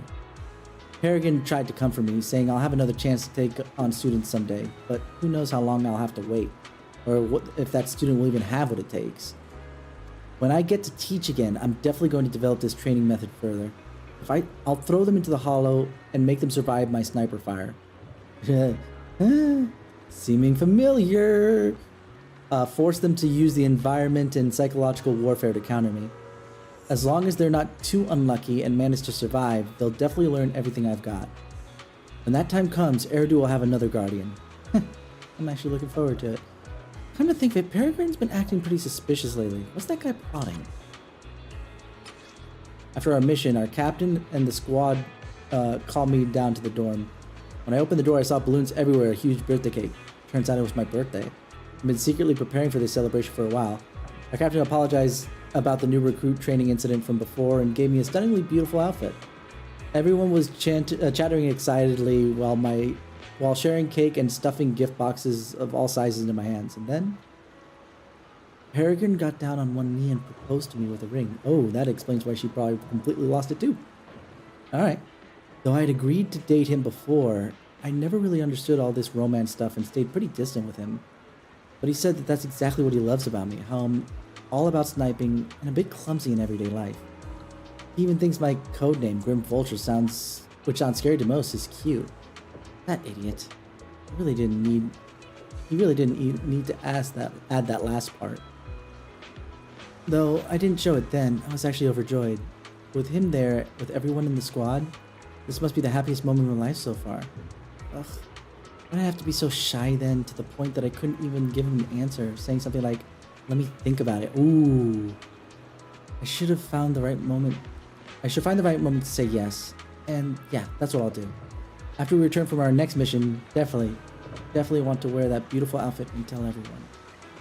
Oh, we know what's gonna happen now. The old diary filled with memories of past comes to an abrupt end here. I wonder why.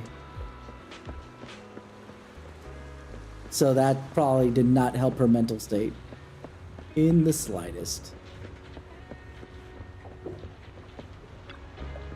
Ah, it's you. Thank you for saving me. Thank you for finding a soldier who could take down Zoe. Are you okay? My ribs are fractured. I'm here today, barely holding on. Just wanted to thank you in person. I was too foolish. Never even considered the possibility that Zoe was a perpetrator.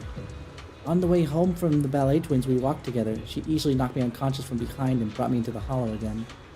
If I had known earlier that she was the perpetrator, I would have killed her right then and there. A friend of yours.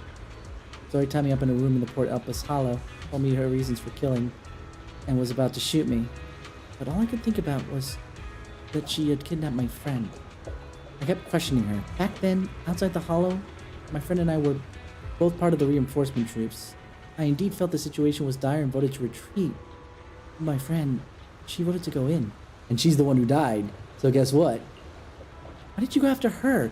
You want revenge, you shouldn't have just killed me. Where is she now? I didn't even care about the gun pointed at my throat, just repeating these few sentences over and over, till she admitted that she had killed my friend. I will never forgive her. Even if choosing to retreat was my mistake. Even if she carried the pain of losing her companions, I had only one thought: to take her down with me. So you survived. Yes. I couldn't break free from the ropes. I couldn't threaten her. All I could do was insult her over and over, begging her to kill me, but she didn't. She pinned me to the ground and beat me half to death, but stopped just before pulling the trigger. I glared at her with hatred, only to find her returning the gaze with even greater hatred, her face streaked with tears. Why would scum like you even care about their companions? She kicked me twice with all of her strength, and then left with those words. How many innocent lives has she taken so far? How many families have been torn apart because of her? And she still dares to call me scum. But now that she's dead, there's no point in saying anything anymore. My friend will never come back. And I can never forget the fall of the old capital, nor the series of nightmares that have followed recently. If I can meet her again in hell after I die, then I'll settle the score with her. Until that time comes, I'll make sure to survive. Anyway, thank you. And she was the weakest of the two of them, by the way. Jesse? Shepard and Jesse seem to be exchanging tips about working in the Internet intelligence trade. When he notices you want to talk to Jesse, Shepard cuts the conversation short and moves to a spot a bit further away. Ah, we meet again. How should I put it? You saved my life again. I really don't know how to thank you enough. You okay? Physically, I wasn't hurt much, but my mood is complicated. Being kidnapped by the same person twice. Maybe intelligence broker isn't really suited. My intellect isn't really suited for being an information broker. I already considered a career change. Looking back on it now, someone who truly wanted to kill me then and there wouldn't have deliberately knocked me out again and left me to be rescued by you. And at the time, I just was relieved to have survived and never even suspected Zoe. When she suddenly showed up at my door claiming to have important information, I was completely unprepared. That's why I ended up being tied up in the hollow for a second time. What happened next? She no longer hid and played the hunting game with me, but instead stood directly in front of me, pointing her gun at me. I revealed the true reason why she wanted to kill me. The events of the fall of the whole capital are something I really don't want to remember. I know I'm a coward.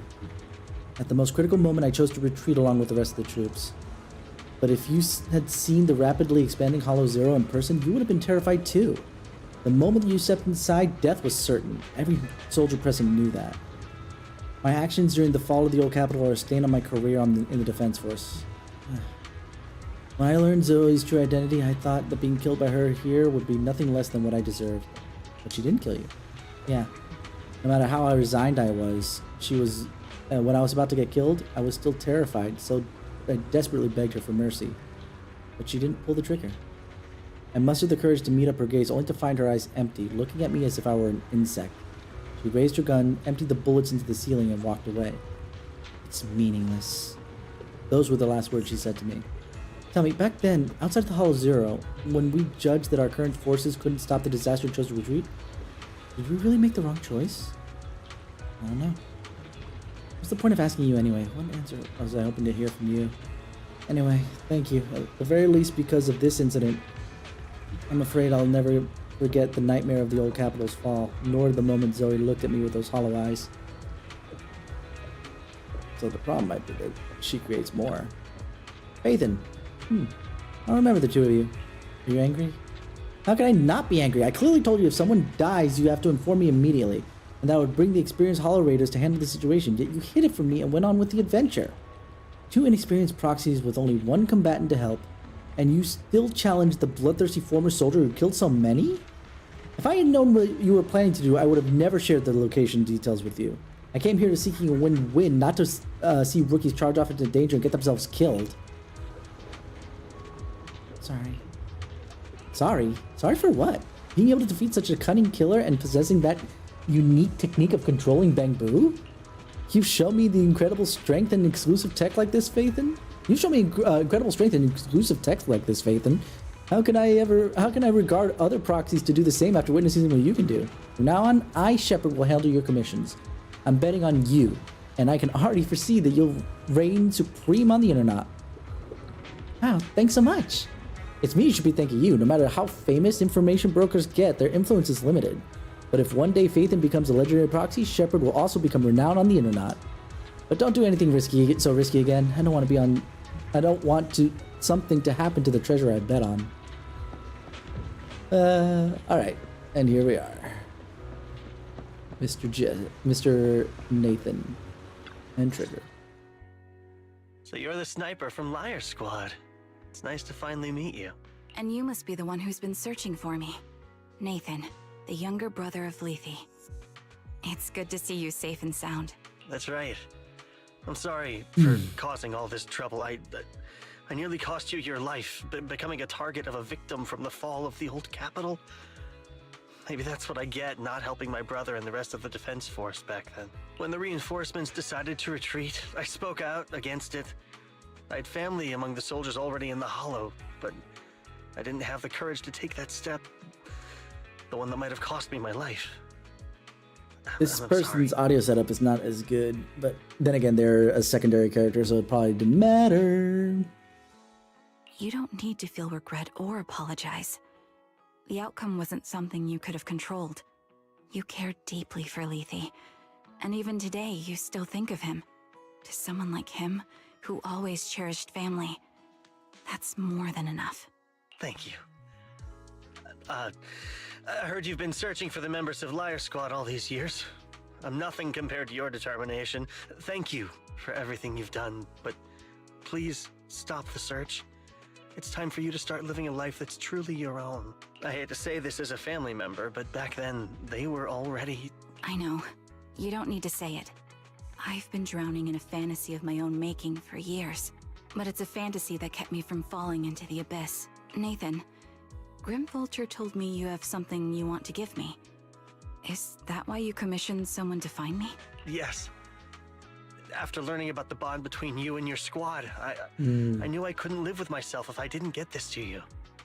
So I got on my knees and begged Grim Vulture, even playing this recording for her, hoping it would move her. Regardless of how things unfolded, what matters is that it wasn't destroyed, and I'm here, alive, to hand it to you. Nathan rummaged through his jacket pocket and takes out a slightly worn tape. Tape from Liar Squad, discovered by Nathan, Lethe's younger brother. This long, sealed recording sparked a series of events that would follow. Years have passed, and while the tape's surface shows somewhere, the audio within remains pristine, as crystal clear as if it was just recorded yesterday. I found this while going through my brother's belongings. It's been tucked away for years. There's a recording on it, and I think it's a gift Liar Squad made for you, but never had the chance to give you. Thank you so much. Do you mind if I listen to it now with the proxies? Wait, with us? I thought we were just here to collect the commission fee today. Oh, Belle being such a newbie at the Go moment. ahead. As for the commission fee, I'll pay it to you both shortly, so don't worry about that. Nathan takes a step back. Karen looks at you. Her lips seeming to tremble slightly. You gently hold her hand, feeling the warmth and strength in her palm. She presses the play button. Hey, hello? Alright, it's a recording. This is a message from Liar Squad for our little sniper. Everyone ready? I'll count down. 3, 2, 1. Congratulations on your 1000th day with Liar Squad! Hey, you guys are totally out of sync. Captain, can we redo this? The anniversary gift has to be perfect. Two mistakes on this line. One is in the read, obviously, but let's just assume that it's more like they added to it later. But also they didn't put the filter on that line. That's our assault specialist, Acheron. She has a strong sense of aesthetics, prioritizing beauty in both combat and her daily life. She taught me a lot about makeup and fashion. Oh, she won't care if we're a little off. There we go. Forget the re-record. Let's just get it done and order the cake. We don't want him to sell out. That's our medic, Kakaitis. He's usually lazy and a bit of a smooth talker, but he's actually very capable and kind. He taught me a lot about unconventional negotiation tactics and ways of handling things. You two, stop arguing during the recording. I've already ordered the cake. If you keep rambling, we really will have to re-record this. Cut the chatter already. And that sticks. A reliable artillery specialist. He's the oldest in the squad. He loves sharing photos of his daughter and reminiscing about how he wooed his wife. The way he won her over inspired me a lot. All right, let's all calm down. Wouldn't want to get on the captain's bad side. I mean, Captain, would you like to go first? We can edit or re-record whatever we need to. That's our scout and engineer, Lethe. He's a bit self-conscious because of how his younger brother excels, and he's somewhat introverted. But he's actually very capable. He taught me sharp observation skills, calm execution under pressure, and how to make use of the environment. Okay, thank you all for settling down before I completely lost my cool. It's fine. No need to cut anything or re-record. Let's just keep it as it is. Loud and messy, just like our liar squad. That's our captain, who took me in and taught me how to play the harmonica. And the real Charon. Oh. I'll make sure to explain properly to you later, Proxy. As you've heard, this recording is a little gift from the 5 of us. How time flies. What was her code name then? About 2.5 years ago, They just said our little sniper, but what's her code name if she's not Karen? Over these 1,000 days, you've really worked hard to keep pace with our fighting rhythm. You've done incredibly well. In the last mission, your successful sniper kill of that high-risk ethereal really helped Acheron a lot. I hate to say it, but yeah, I went too far in last time. Thanks for getting me out of that mess. Just this once, I'll admit, your moves were more elegant in that fight. Not just that fight. Ever since you became a quicker shot and learned to adjust for wind speeds on the fly, we've been taking fewer and fewer hits. Makes my job way easier. So, cheers. You often worry about not doing enough.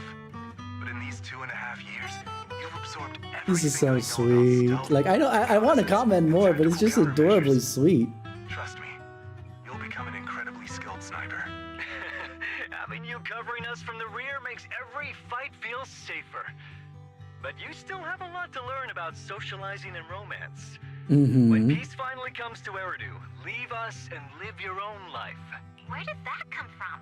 She's not leaving us. Even if she retires, she'll move into my house and I'll spoil her with loads of beautiful clothes. We can talk about living alone in 10 or 20 years. Sorry, I got carried away. Anyway, you're talented and hardworking. Over these 1,000 days, all of the gay, I love it. Encouraged us in return. Having you as a comrade is a blessing for all 5 of us. But I have to say one thing.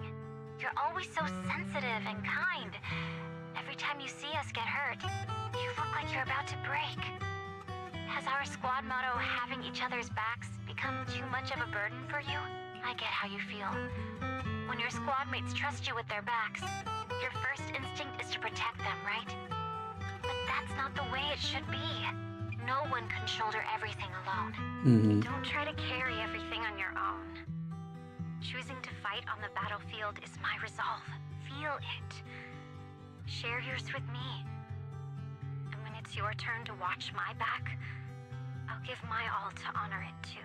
As long as you fight with all your strength, there's no such thing as failing to protect something. Because your will and our will is preserved and carried on in other ways. But don't let that weigh on you. Try to trust in us, just like we trust in you, no matter what. I've struggled with that kind of thinking myself, but I eventually made my way through it. God, this is so heavy. Of keeping each other safe. It's like a harmonica melody scoring our time together. Even when things change, our tune will go on, and that's enough. Exactly. Honestly, I'm sometimes terrified. Afraid that someday you'll blame yourself for failing to protect us and fall apart. That's exactly what it That's why I wanted is. to record this message. Please, don't try to bear everything alone. Maybe you can start relying on us more, fully entrusting your vulnerable side to us. Our will has long been intertwined with yours. We're comrades. This is getting way too sentimental. It doesn't feel like me anymore. Anyway, we just want to see you trusting your comrades enough to share your burdens, even if it isn't us. Finally, we'd like to give you the song that's closest to us. If what we've said is hard to understand, just feel it through the music. Please, enjoy my masterpiece, Homecoming. Which we've heard before. The old cassette plays a familiar tune. Its sound is crisp and clear, as though it were just recorded yesterday. When the music fades, the tape goes silent. You turn to the woman who calls herself Karan as she desperately wipes away uncontrollable tears. The harbor wind ruffles her hair, and then, at last, she lifts her head. Proxy, do you remember? I was once terrified of seeing the look on their faces. Yes. Can you see them clearly now? Yes. Crystal clear. As if I've returned to the exact moment of parting. So those were corruption crystals already on them. Also, a little bullshit, by the way. If one of them was an artillery specialist, what the fuck? Why is nobody on artillery cannons? Why has everybody got assault rifles? This is wrong. One of them could be a medic, and it could be actually the dude who maybe has the gun, but we can't really see. Actually, hold on. There we go. Never mind. He does have a gun. Medics can be, you know, have that kind of thing. That's fine. But the fact that there's no... the artillery specialist has a sidearm, but needs the artillery. So this is a little strange to me. But either way. So this is our last glance. This is the answer you wanted me to find. Thanks, guys. For everything. After meeting with Nathan, you spend a long time with Karen at the Port Elpis, letting the sea breeze wash over you. You don't say a word, because you both know it will soon be time to part ways. As the temperature begins to cool, you head back to 6th Street with her. Proxies. No. Lies. Belle. I've troubled you two a lot these days with my personal affairs. Words can't describe what you've done for me. It's no trouble at all. To be honest, Belle and I have been a bit lost lately because of some personal matters. But meeting you has felt somehow comforting. Don't you think, Belle?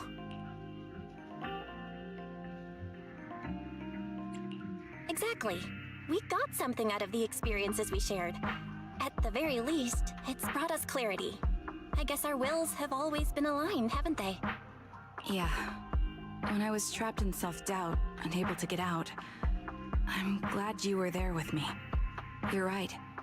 We've already entrusted our backs to each other as comrades. And because of that, because we are comrades, please hear me out. Maybe you've already noticed. I'm sorry, but I've been keeping something from you. Charon isn't actually my code name. As if that matters, it's a code name. As I mentioned before, Charon was my captain's code name.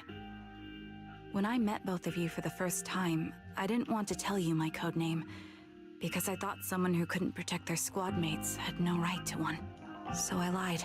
Captain Charon was an orphan like me, with no family to mourn her. I've been using her code name because I may be the last person in the world who still remembers her. But I understand now. If I want to keep moving forward, I can't keep hiding behind a lie. My true code name is... You don't have to tell me right now. At the harbor, Nathan spoke to you privately. Was he offering you a chance to return to the Defense Force? Yes. He said he still has a friend in the Defense Force who's currently the forming squad, a I new assume. squad. And if my goals align with theirs, I could consider joining them. So, what's your decision? Where will you go next? After everything that's happened, I think I do share the same goal as that friend of his and the new squad they're building. So I'll head back to the new Eridu Defense Force. I wonder who the friend is. Is it Soldier 11 or somebody with else? A new team. Your new goal? Are you going to look further into the fall of the old capital? Yes. My encounter with Grim Vulture has made me realize this should be the true form of my vengeance. I'll uncover the real culprits behind the old capital's fall and make them pay for their crimes. There we go. If the ferryman who leads me to the truth demands a price, I'm willing to wager my life. I have a gut feeling the masterminds will reveal themselves again soon. To protect the city my comrades cherished and sacrificed their lives for, I won't allow such a tragedy to happen again. By letting the will to protect guide my hatred, I now have a clear aim toward the truth. Yeah, literally, it's a... I'm going to... What's the word I'm looking for?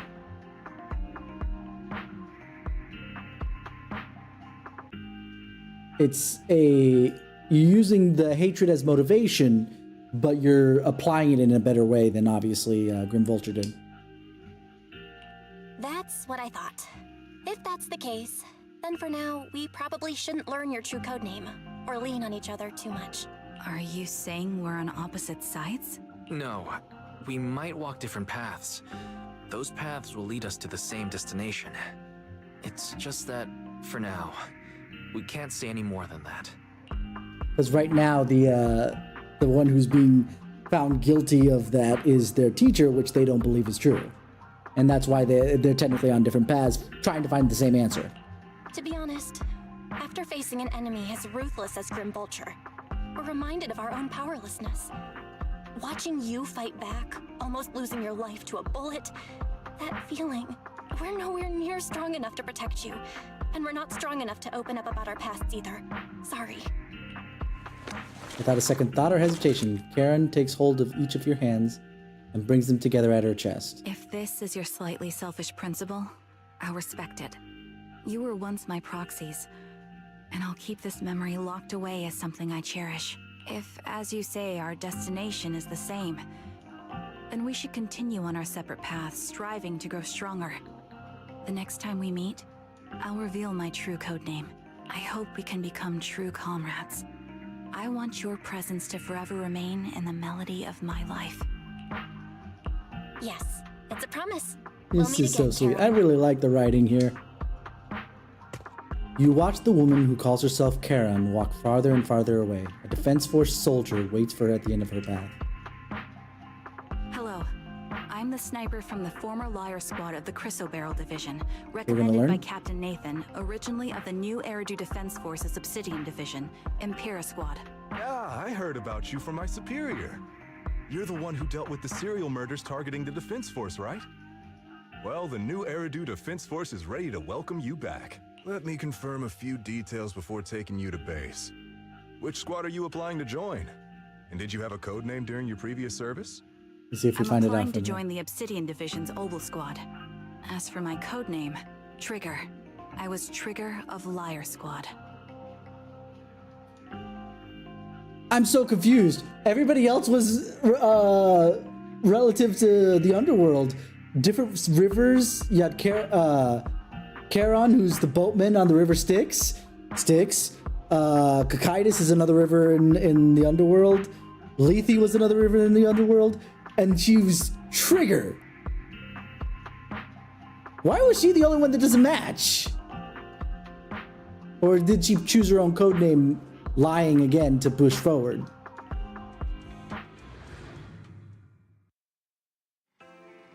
Things have come to an end. Belle, do you think we'll ever see Karen again?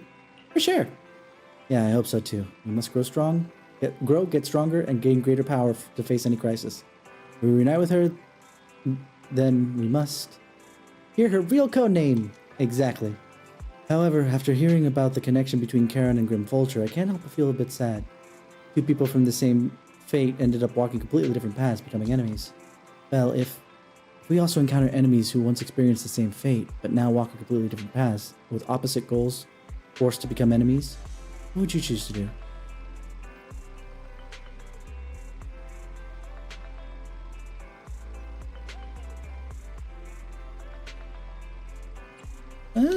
Both of them are actually pretty strong answers. Knowing me, I'd probably want to seek mutual understanding. If they refuse, then I go with part 2. That really sounds like something you'd say, Belle. If that time ever comes, let's seek mutual understanding with the other party together. Faith and should face everything together, right? After everything that's happened, I'm feeling a bit tired. Yada yada yada. Yay, we're done. Time to play the ad. For nowsies. We gotta get to Hollow Zero stuff. Yeah, now see, it's all in one set. I like the other one a little bit better. The way it worked before a little bit better. With a little bit of separation. But just leave it with the ability to continue in the middle of the story. Instead of popping out and having to pop back in. Alright. Well, that's done. Let's head out to Hollow Zero. Because we have some stuff to do over there that I have not yet to do. I was looking for Hollow Zero, and really I needed to go to this place. Alright, Ray, talk to me. I found some interesting things in the Institute's database. Maybe we should go to the Lost Void again. And I'll wait, because I just realized the ad break wasn't over, because I was rushing too much. Huzzah. Not sure if we'll get through all of it tonight, but we will make the attempt.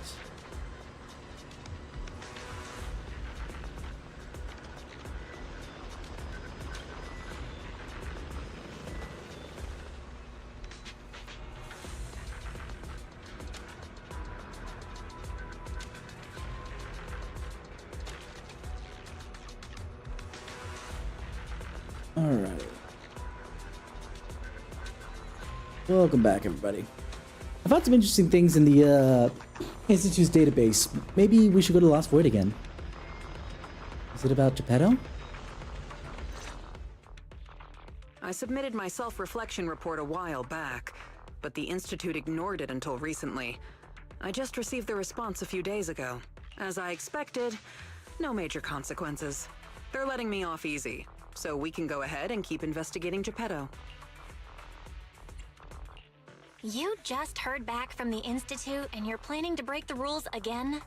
Didn't you get into trouble precisely because of the unauthorized investigation into Geppetto? Don't put it like that. I had to write the report due to failure to identify and report a breach in the confidential database firewall, resulting in a small-scale data leak. Oh, and also for recklessly launching an investigation that put myself and the enthusiastic independent investigation team captain in danger. I have already reflected on my mistakes. As a member of the Institute, my vigilance against sensitive information and caution in conducting hollow investigations are still lacking. Which is why, the moment I spotted another security breach, I reported it immediately. Hearing that from you, I'm not sure I buy it. The Institute's I love Belle's voice confidential actress. She's database so has cute. that many security breaches all of a sudden? Sounds kind of fishy to me. Well, in any case, I've already compiled everything about the breach into my weekly report and submitted it. But at the end of the day, I'm just a nobody in the Institute. Who knows when the higher-ups will read footnote 17 on page 4, subsection 21 of my report. Now, back to the matter at hand. Before I accidentally access some of the Institute's confidential files through the security breach, I stumbled across research on combat boosters for in-hollow missions. There's a whole new line of combat boosters. Based on my preliminary observations, they are likely artificial etheric coagulum, similar to precious relics. Precious relics? Aren't those made from the data and samples collected from rare and powerful ethereals? That's right. Very specific. I found that the samples and data used to create the new etheric coagulum most likely came from Geppetto. Didn't you say that you were planning to analyze Geppetto's data? Who beat you to it? No one did. I've been monitoring the outpost mission logs, but not one mentioned anything about Geppetto. In fact, the outpost has plans to demolish the aircraft hangar and logistics station outside the observation deck to facilitate observing Hollow Zero up close. The reason it hasn't happened yet is because they're still waiting on more intel about Geppetto. So, we'll have to take things into our own hands. Wait, that's quite a sudden development. You're my trusted independent investigation team captain, and the only one I've shared my investigation results on Geppetto with. Mm-hmm. All right, I won't let you down on something so important. I'm in. Great. We can start once you complete your preparations. Don't worry. Be it field work or data analysis, the moment we have something new... Alright, yada yada. Let's do it. Lost Void. Yeah. Hold on. Do we know what I need to do for this? Oh, wait. Trial use of... Okay. Okay. So I have these people. Okay. I would love to switch out Lucy for freaking Astra. Then this would be a baller team, but we'll roll with this. We will roll with this. At the very least.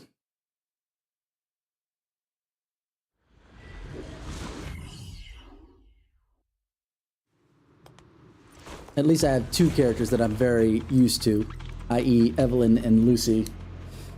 And I do want to pick up Lighter at some point, so we're there. Ophelia? Ooh, Evelyn has some stuff to use too, huh? Well, let's unlock this. Let's see, when Evelyn exits Binding Seal, she...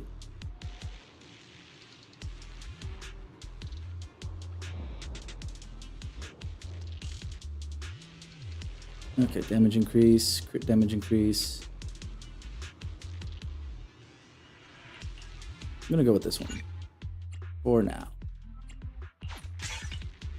We'll start with basic damage increase for now.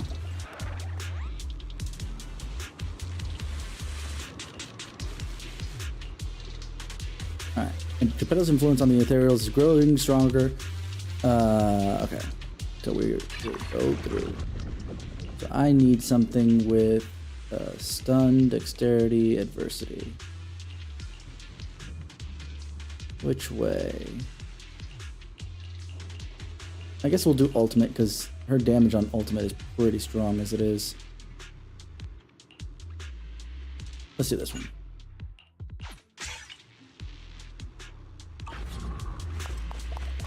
Alright, what do we got? Yeah, let's go through the damage to get more Resonium.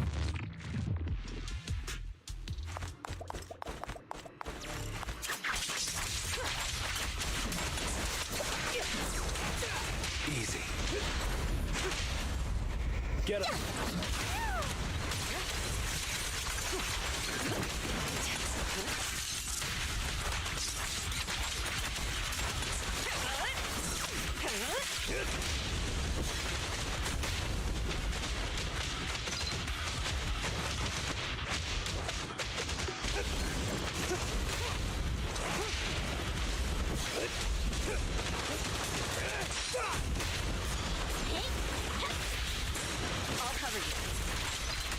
Precision strike,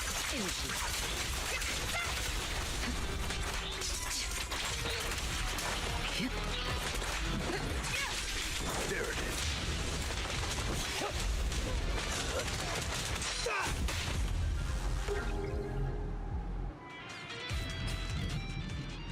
I definitely need to pick up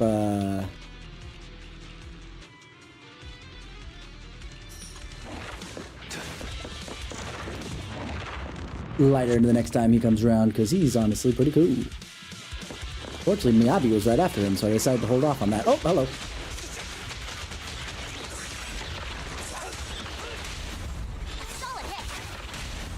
Everything's under control. Check your six.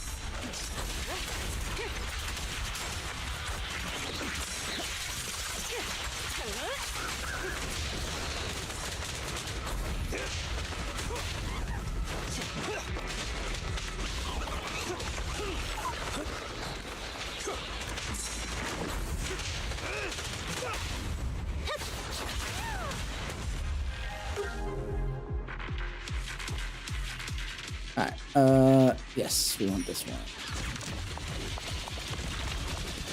Huh. Will this be the replica relic? Increased damage dealt and energy generation wave also. During battle with Geppetto. When suspended is removed, all squad members gain decibels. Go on. There we go.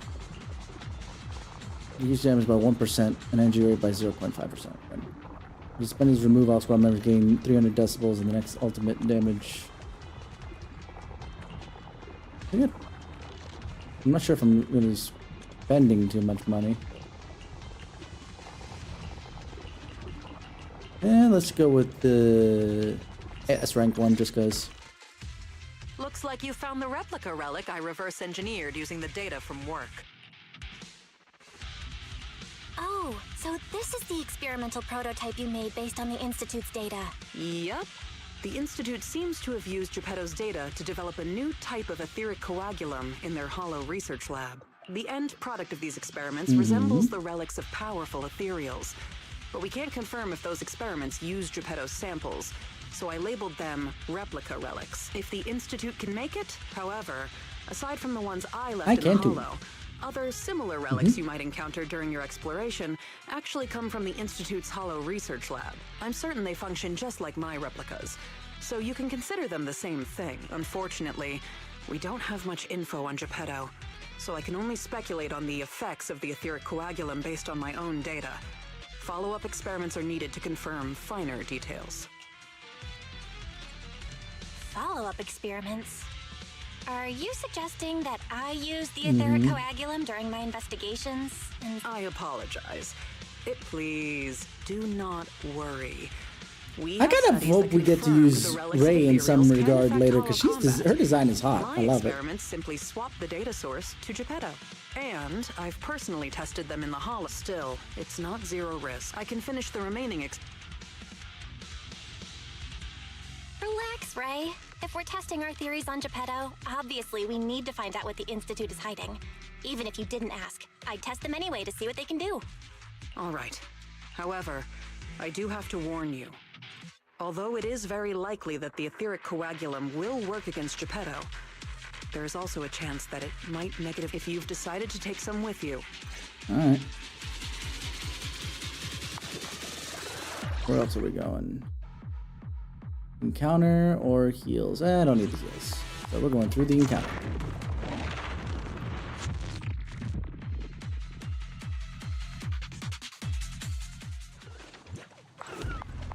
This is new. Oh wait. Thank you.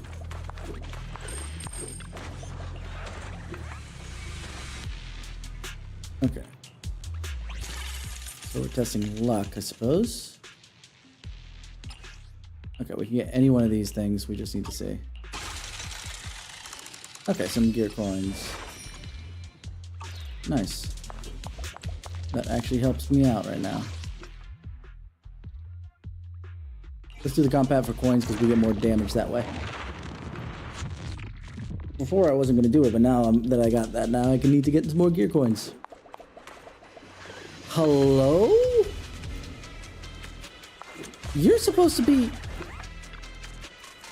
Chirp, chirp, chirp. I don't understand what you're saying. Just... Oh, I see the bird there. It's really point out where she went. Oh, someone's here. I won't argue with you, little bird. Making a fool of myself.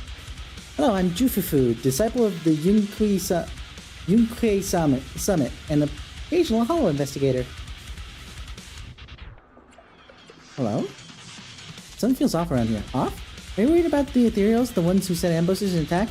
Don't worry, just a few little pests. They look cunning, but they're actually dim-witted and disordered. Shifu will definitely take care of them without a passing second thought when she passes by.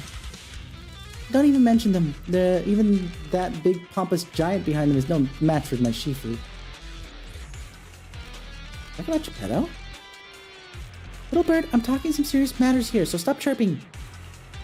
Sorry, I've got something to discuss with this little one. Since my Shifu's here, the area is definitely safe. You can go ahead and don't worry about it. Yizhuan.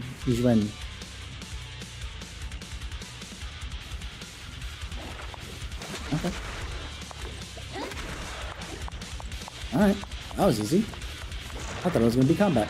But it did give me gear coins nonetheless, so there's that.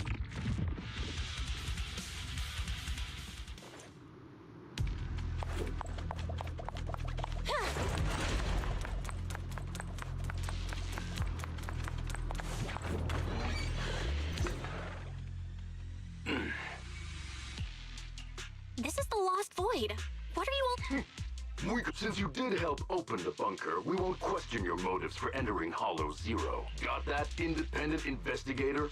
Or should I say, Hollow Raider? Either way, you better mind your own business. If you're smart and keep it to yourself, we could even help each other out the next time we cross paths. But if you can't take a hint and insist on poking your nose where it doesn't belong... You sure talk big for someone who couldn't even open the bunker. Hiding behind an ugly helmet doesn't give you the right to push us around. I wonder what Captain Roland would do when he hears about this. Don't make me laugh. What we're up to is way above Roland's pay grade. That thing lurking around here is only one of our targets. Anyway, please otherwise you may end up and you'll be stuck wandering here.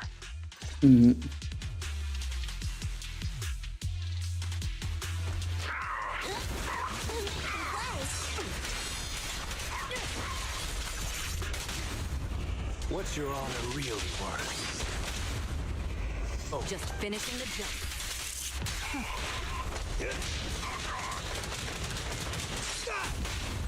Great hit!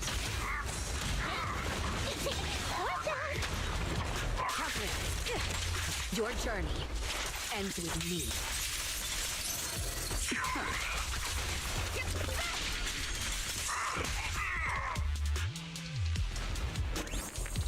Hey, look, we're a bit rash now. I suggest you just let it go or this will get ugly. Are we ready to talk properly now? Are you uneducated or do you just like believing nonsense? And I think it would never imprison someone, obviously.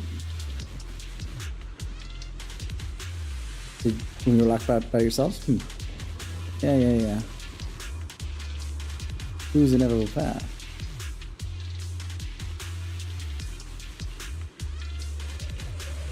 Alright.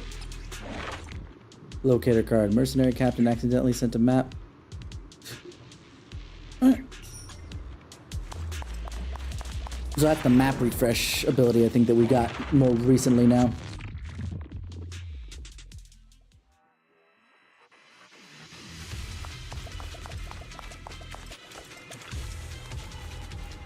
You find the Aether extraction power.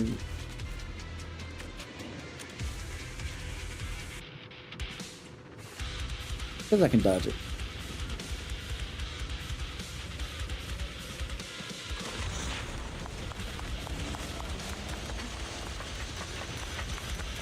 All right. What's my order? Solid hit!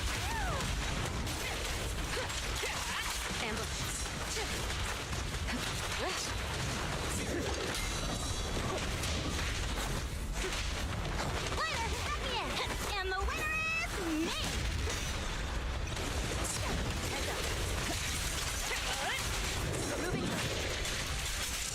Gotcha now.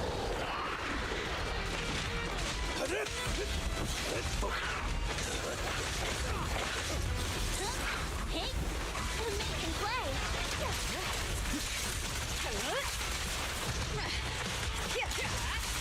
Don't even try.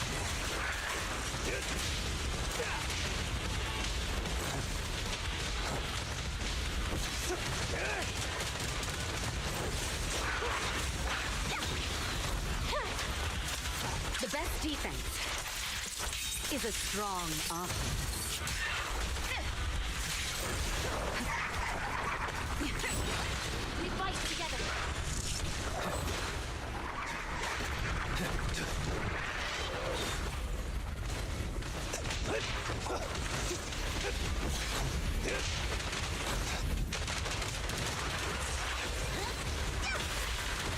Counter it.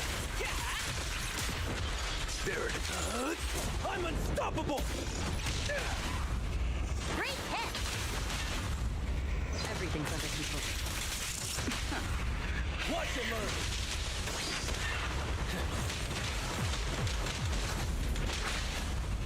Get him. Solid hit! Flame fade, ash remaining. Sorry, no one gets past me. That was a lot more difficult. Woo! But that was fun. Alright. Also, I get 2 Resonium. That's probably the...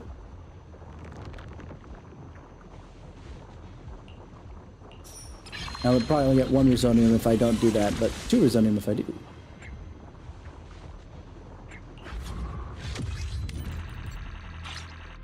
So we're halfway through. Let's go.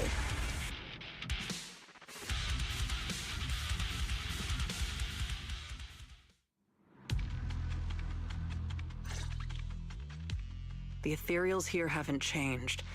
Their attacks are well organized. Clearly, they're still under Geppetto's command. How are things on your end? Did you encounter anything unusual? Nothing out of the ordinary. Just a few annoying mercenaries and a broken extraction tower. Mercenaries. And an extraction tower. Oh, that's right. I've been ganged up on and hit by an ether current. How is that right? Oh, sorry. Let me explain. After going through the Institute's Oh, data that's on good, replica is what you relics, I suspect that they've known about Geppetto all along and collected loads of data from it. But neither the Institute nor the military has tried to take down Geppetto. On the contrary, they're letting the ethereals roam the Lost Void under its control.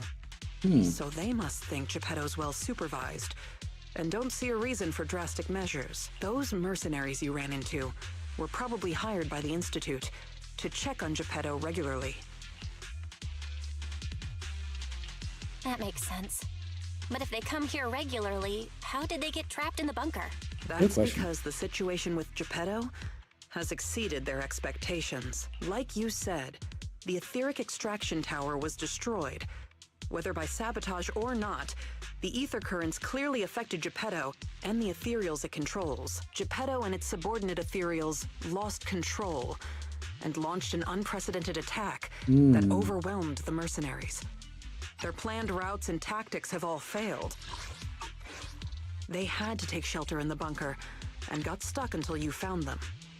I'm gonna let that play out. And then it goes that. So Geppetto has always been under the Institute's watch, which means the replica relics should work against it, right? I guess that's good news for us. Theory. We can't say for sure yet. For now, the Dark Wall is on the back burner. Our top priority is Geppetto. It was already strong, let alone a Geppetto that's gone berserk. One thing is for sure. Has it gone berserk though? You can count on the etheric coagulum, whether it came from me or leaked from the Institute's lab. After collecting enough replica relics, I can already predict Geppetto's movements through the changes in ether activity. Give or take. Let's keep tracking it.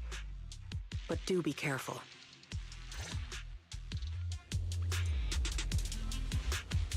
I heard you had some new findings. Alright, talk about the locator card for resetting. There we go. I'll talk to Marlene.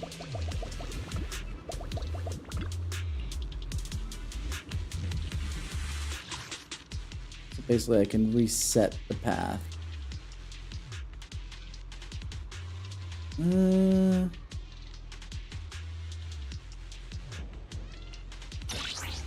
Oh. Okay. Makes it pretty easy.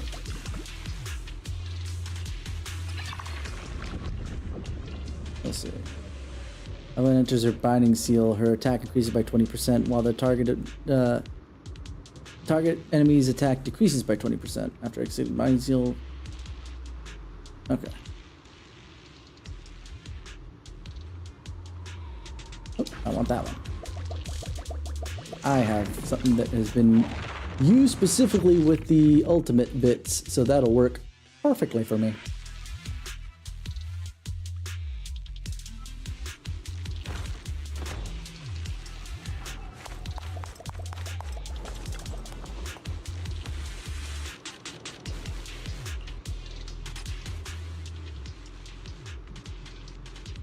In one random stun anomaly.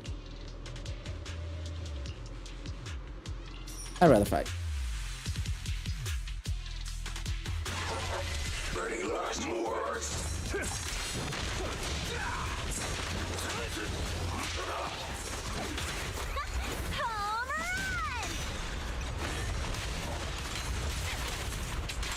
Nothing slips through my defense.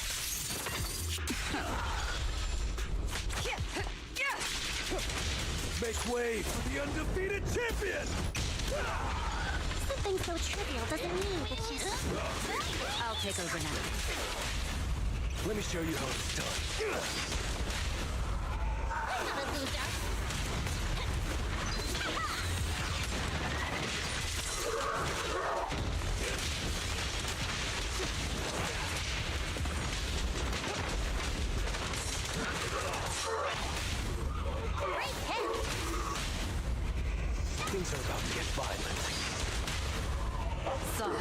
No one gets past me.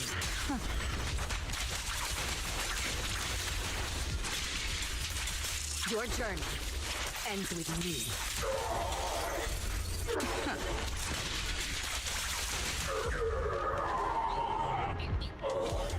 Now it's easy.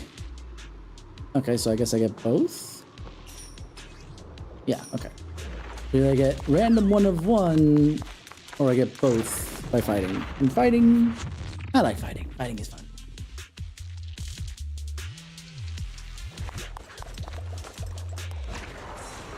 Oh, hello! Come on. Solid hit.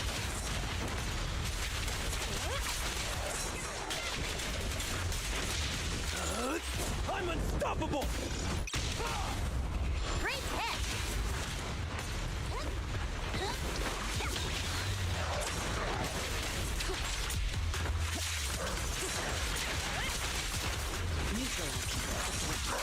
The best defense is a strong offense.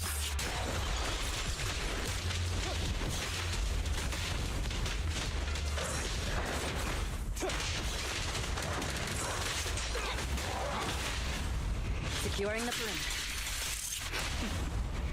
Perfect teamwork. Watch and learn.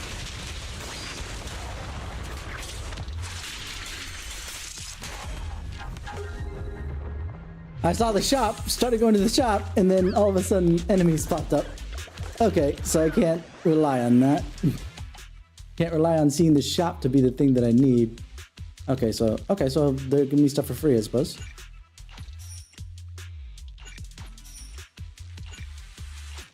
Sorry for saving them.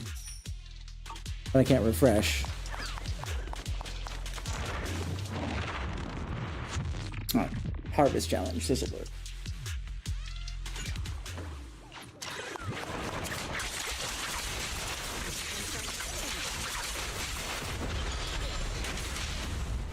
Get him. Bang on. Don't even try. Your journey ends with me. Let's do this.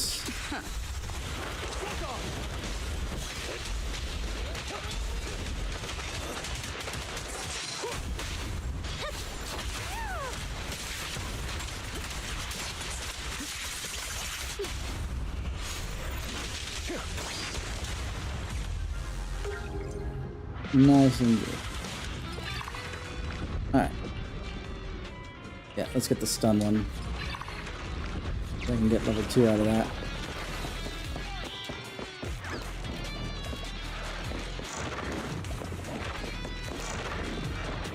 Let's go.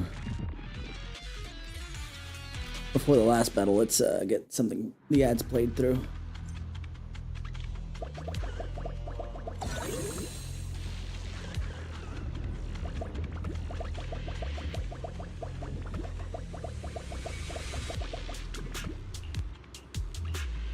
We don't want to spend too much because we get a lot of damage from this.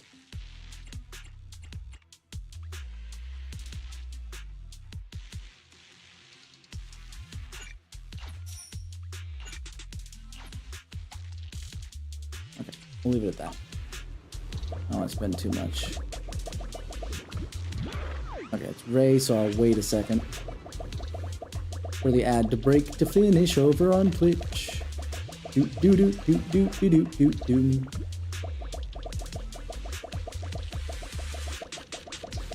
Kind of wish we would have like the movement bit, like we had over in the White City, which we haven't gone back to in a hot minute. Hopefully we go back to it at some point.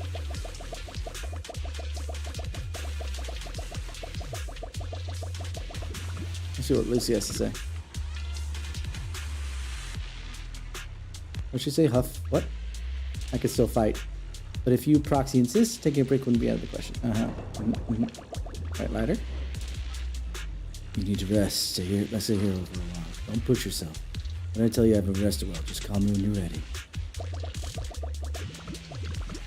Every step has been carefully planned. I won't allow any accident. In the future, I haven't planned for it. because I hope my future will be just like my present. So you planned everything, but not the future. Okay. Alright, what's up, Ray? Strange. What's happening? But do you know about Helios Academy? About that void hunt? I'm losing my hair. How can you know something that happened so long ago?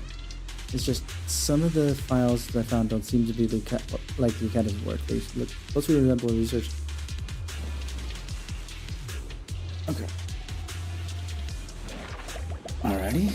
Final boss. Let's go. Let's go. We gotta go. We gotta get out of here. We got to fight.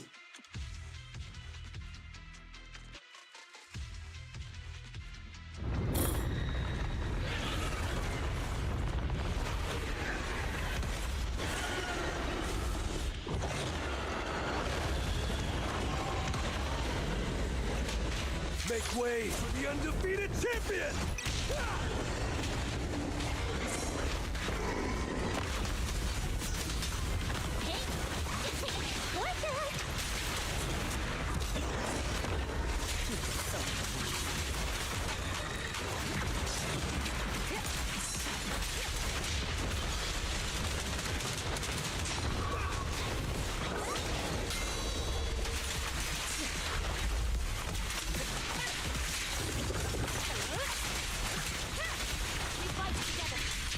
The best defense is a strong.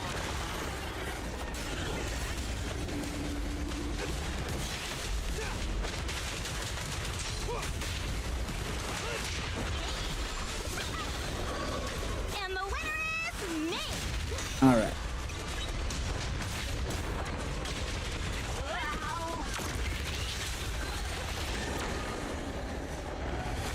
Your journey ends with me.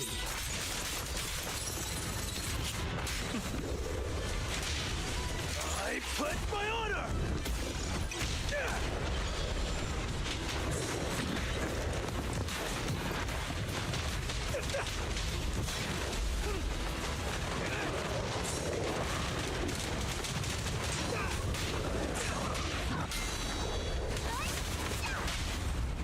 All exits are now clear.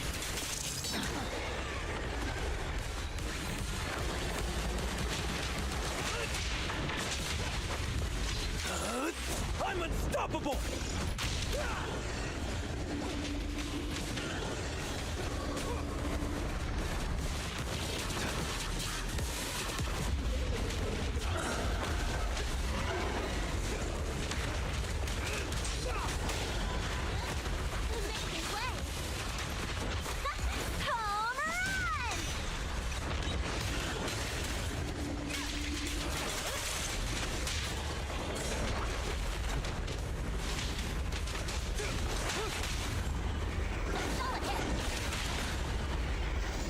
Flames fade, ashes remain. Alright. Nothing slips through my. Oh, that was easy. I was actually thinking I was gonna have to push a little harder. Oh.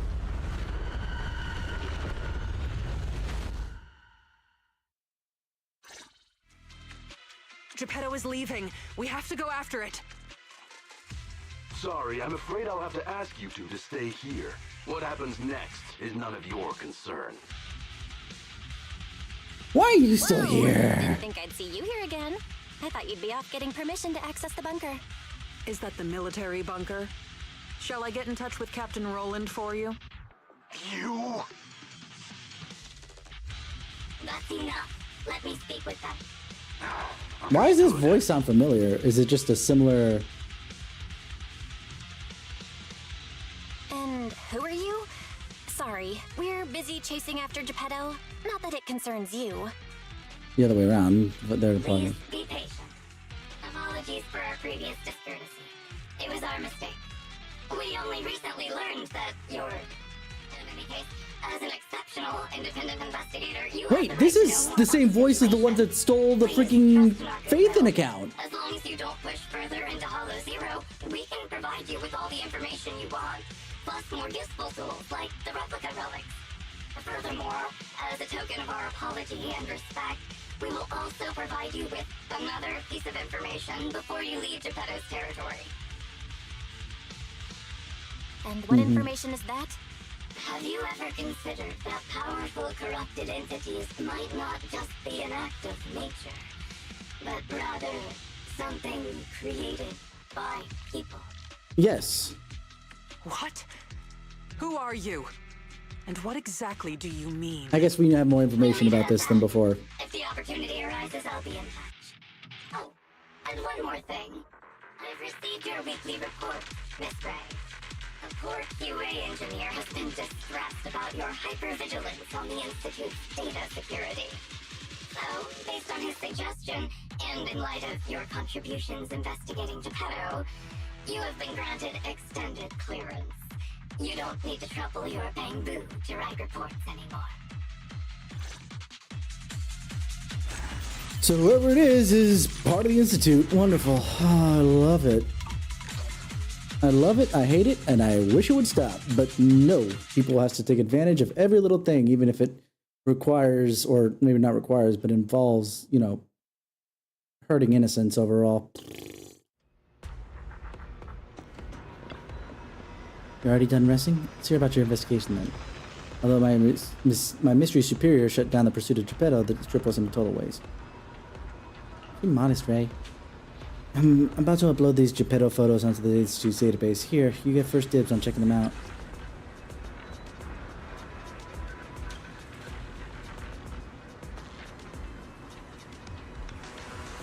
The puppeteer of the Lost Void finally revealed his true form. But whether it truly possesses the intelligence to control Ethereals or is a product of an experiment and someone else's schemes, everything remains inconclusive.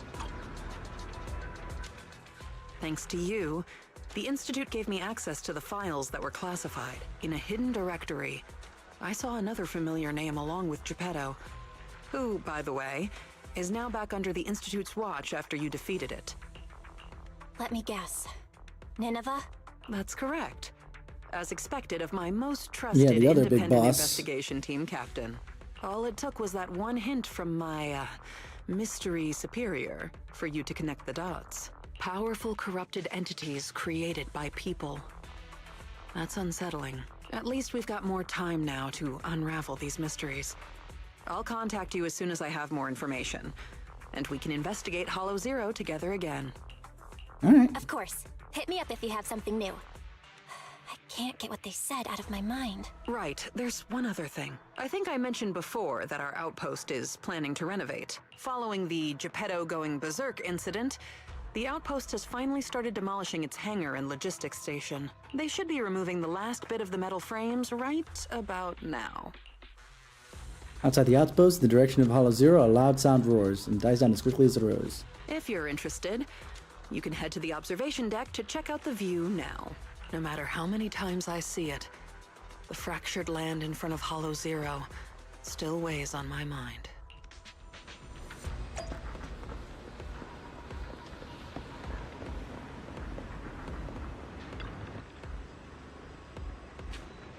Actually, I really like the view right now. As Ray said, the buildings in front of the observation deck have been demolished. Everyone who comes to see the outpost can see Hollow Zero, which once carved deep and painful scar in this city is actually right under our noses. By the way, during my pursuit of Geppetto, I also found some old relics. That belonged to a friend? Not so much of a friend as someone I met in passing.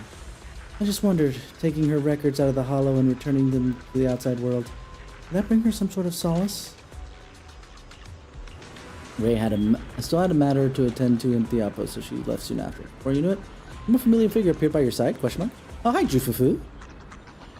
You here are so nice. I'll just wait right here. If Shifu comes out of the Hollow Zero, I'll notice immediately. You're Shifu? Oh, was I complaining too loudly? I'm sorry. Us Tiger Thyrans, we're not exactly great at keeping our voices down. It's okay. Oh, it's nothing. It's just... You see, some mentors are always around their disciples, guiding them every step of the way, and then there are the quiet, lone wolf types that are really hard to figure out, right? I just happen to get one of those reclusive, mysterious types. Honestly, aside from always being impossible to find, Shifu's always been really nice and always looking out for us. Tiger Tyrants can indeed be loud sometimes. Sorry, just thinking about where she might have gone got me a little worked up. Alright, you're a Hollow Zero investigator, right? If you happen to run into someone with white hair, never mind. I can't even find Master myself, no point in troubling you. You sure are patient listening to all my rambling. And for some reason, you kind of remind me of this little bamboo I just met. How can a person be like a bamboo? That's enough for me. I'll go back to looking for her. I hope your investigation goes well. Jufufu bids farewell, and you, with a cheery smile, then walks away with a swish of her fluffy tail. Somehow you feel like you'll meet again. Considering that she's going to be pullable come next thing? Yeah.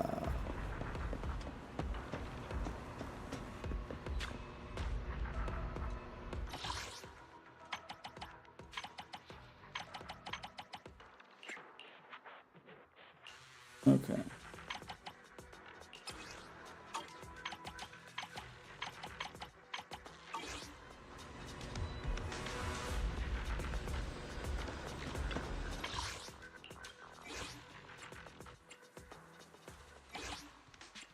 Alright, we got some other things here to do as well.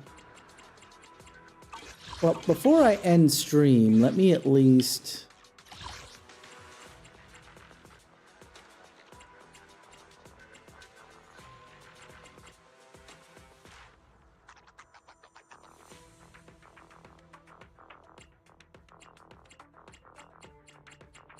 Okay, so I gotta do these other ones too, that's fine.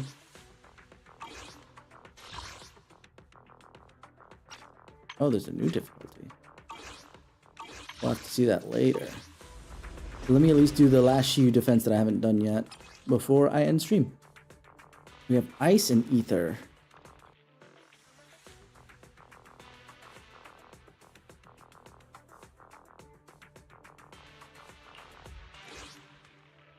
How do we want to handle that? Yeah, what's... not Evelyn. I was gonna say Evelyn. Viv's best teams.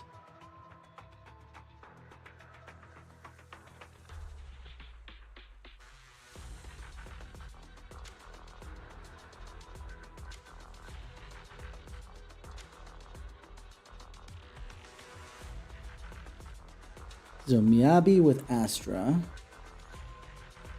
would be a good team. Otherwise, Jane Doe, Viv, and Bernice. I'd like Miyabi to be on her own, considering that I need Ice and Ether on the other side. Though I could probably do it with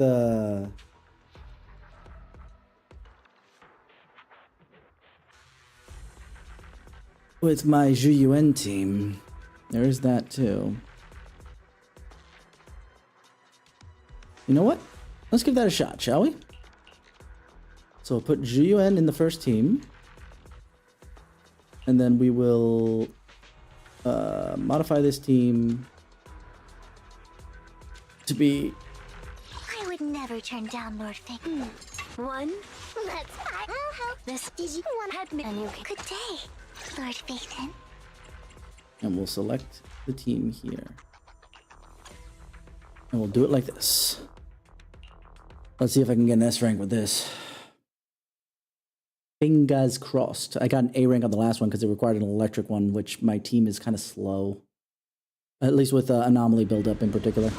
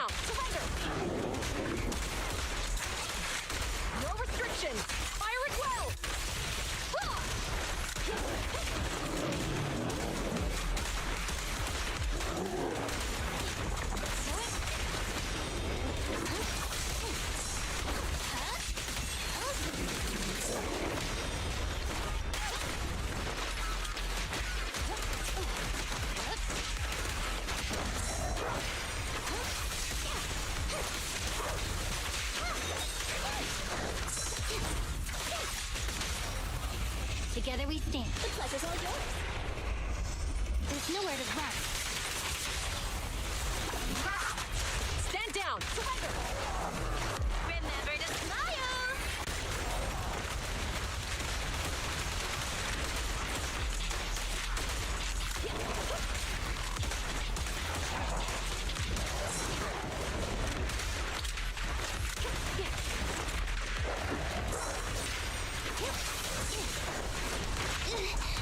Face the consequences.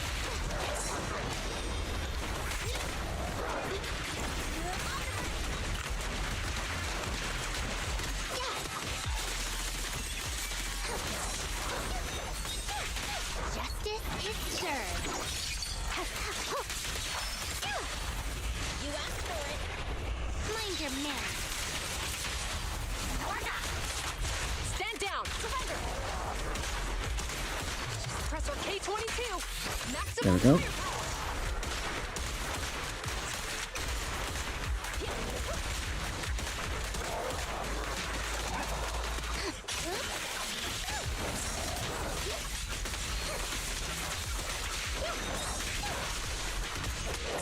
Following orders.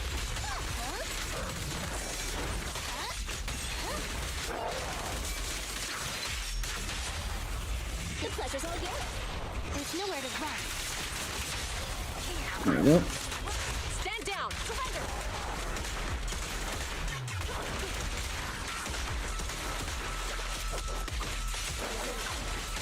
I'll eat everything!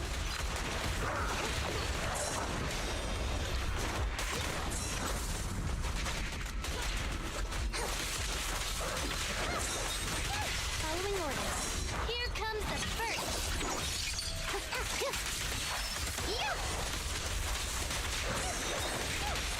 You asked for it. Mind your manners. Now it's longer than I would have liked, but hopefully the next team will be a lot faster. Let's go.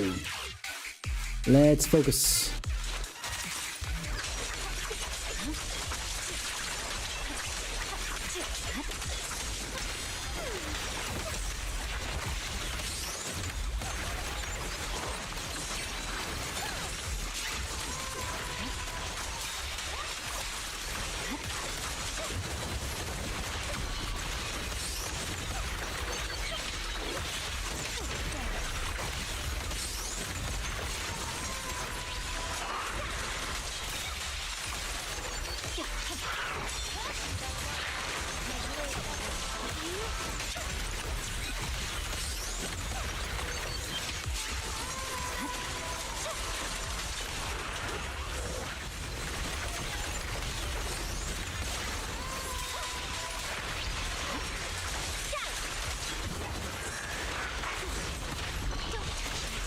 Who dares get between me and Lord Satan? It's perfect. I'm unstoppable. It's over. Don't touch me. Hold on, let me restart this one. Because I got clipped and I really unleashed a something that was not going to be any good.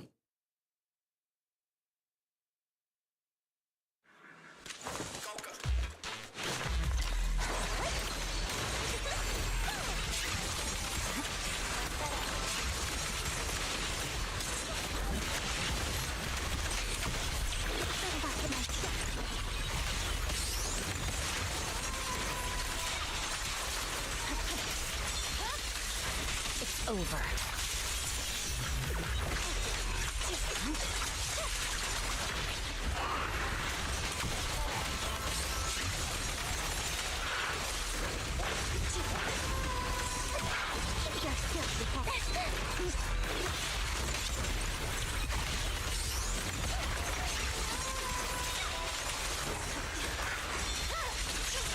My blade is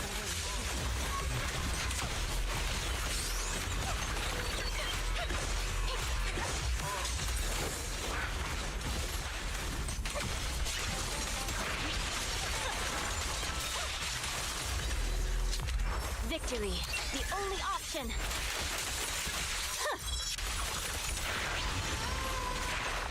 dares get between me and Lord Satan?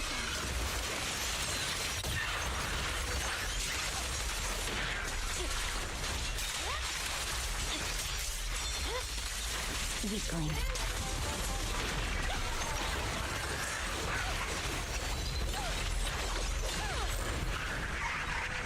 Catch the rhythm.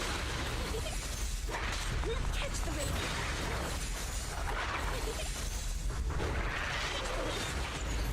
Catch the rhythm. This song is dedicated to the world. The cold is silent.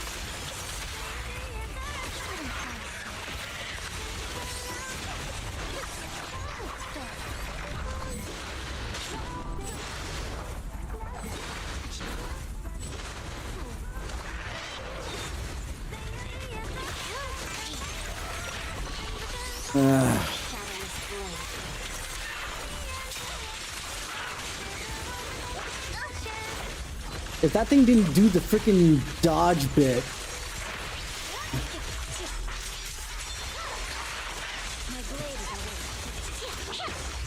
I would have definitely had the S rank.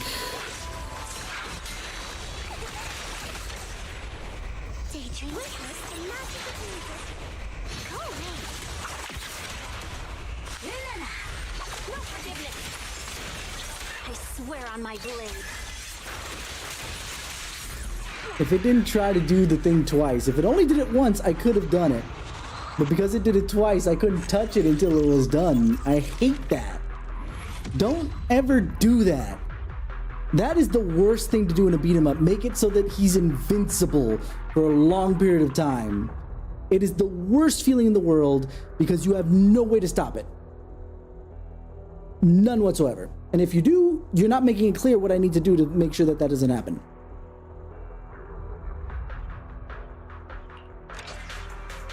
But whatever. At least I got it cleared. And hopefully when I get Hugo on the next one, it won't be as difficult, because I'm sure that part of the issue that I'm having is because I didn't... Actually, no, with the ethereal stuff... Oh, but I am missing some ice bits. So, whatever. Doesn't matter. Not a big deal. Oh, well...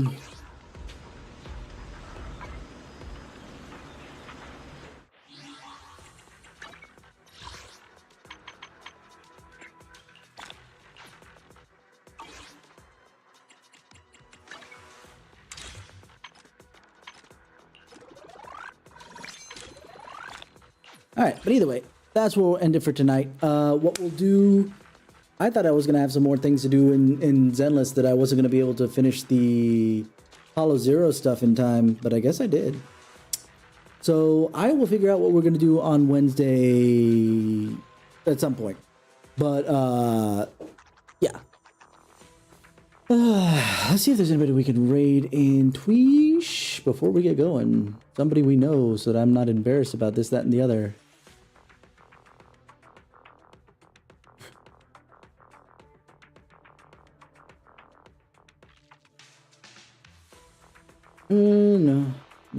No one we really know right now. Oh well, at least that I know of. Anyways, thank you guys for hanging out with me. You've all been 10 out of 10 with me, and I'll see you guys come tomorrow. Not tomorrow, Wednesday, for whatever we're streaming then. Although I will say that tomorrow we are the bowling league's over, so I might actually stream a little bit in Discord. So join the Discord if you're not already. To see some of the bowling stuff. I actually have one new ball that I picked up, and I'm going to be doing a bunch of other things just to practice. All right, you've been 10 out of 10 with me, and I'll see you guys come Wednesday for whatever I figure out what we're going to do. Anyway, have a wonderful morning, afternoon, evening, wherever it is that you are.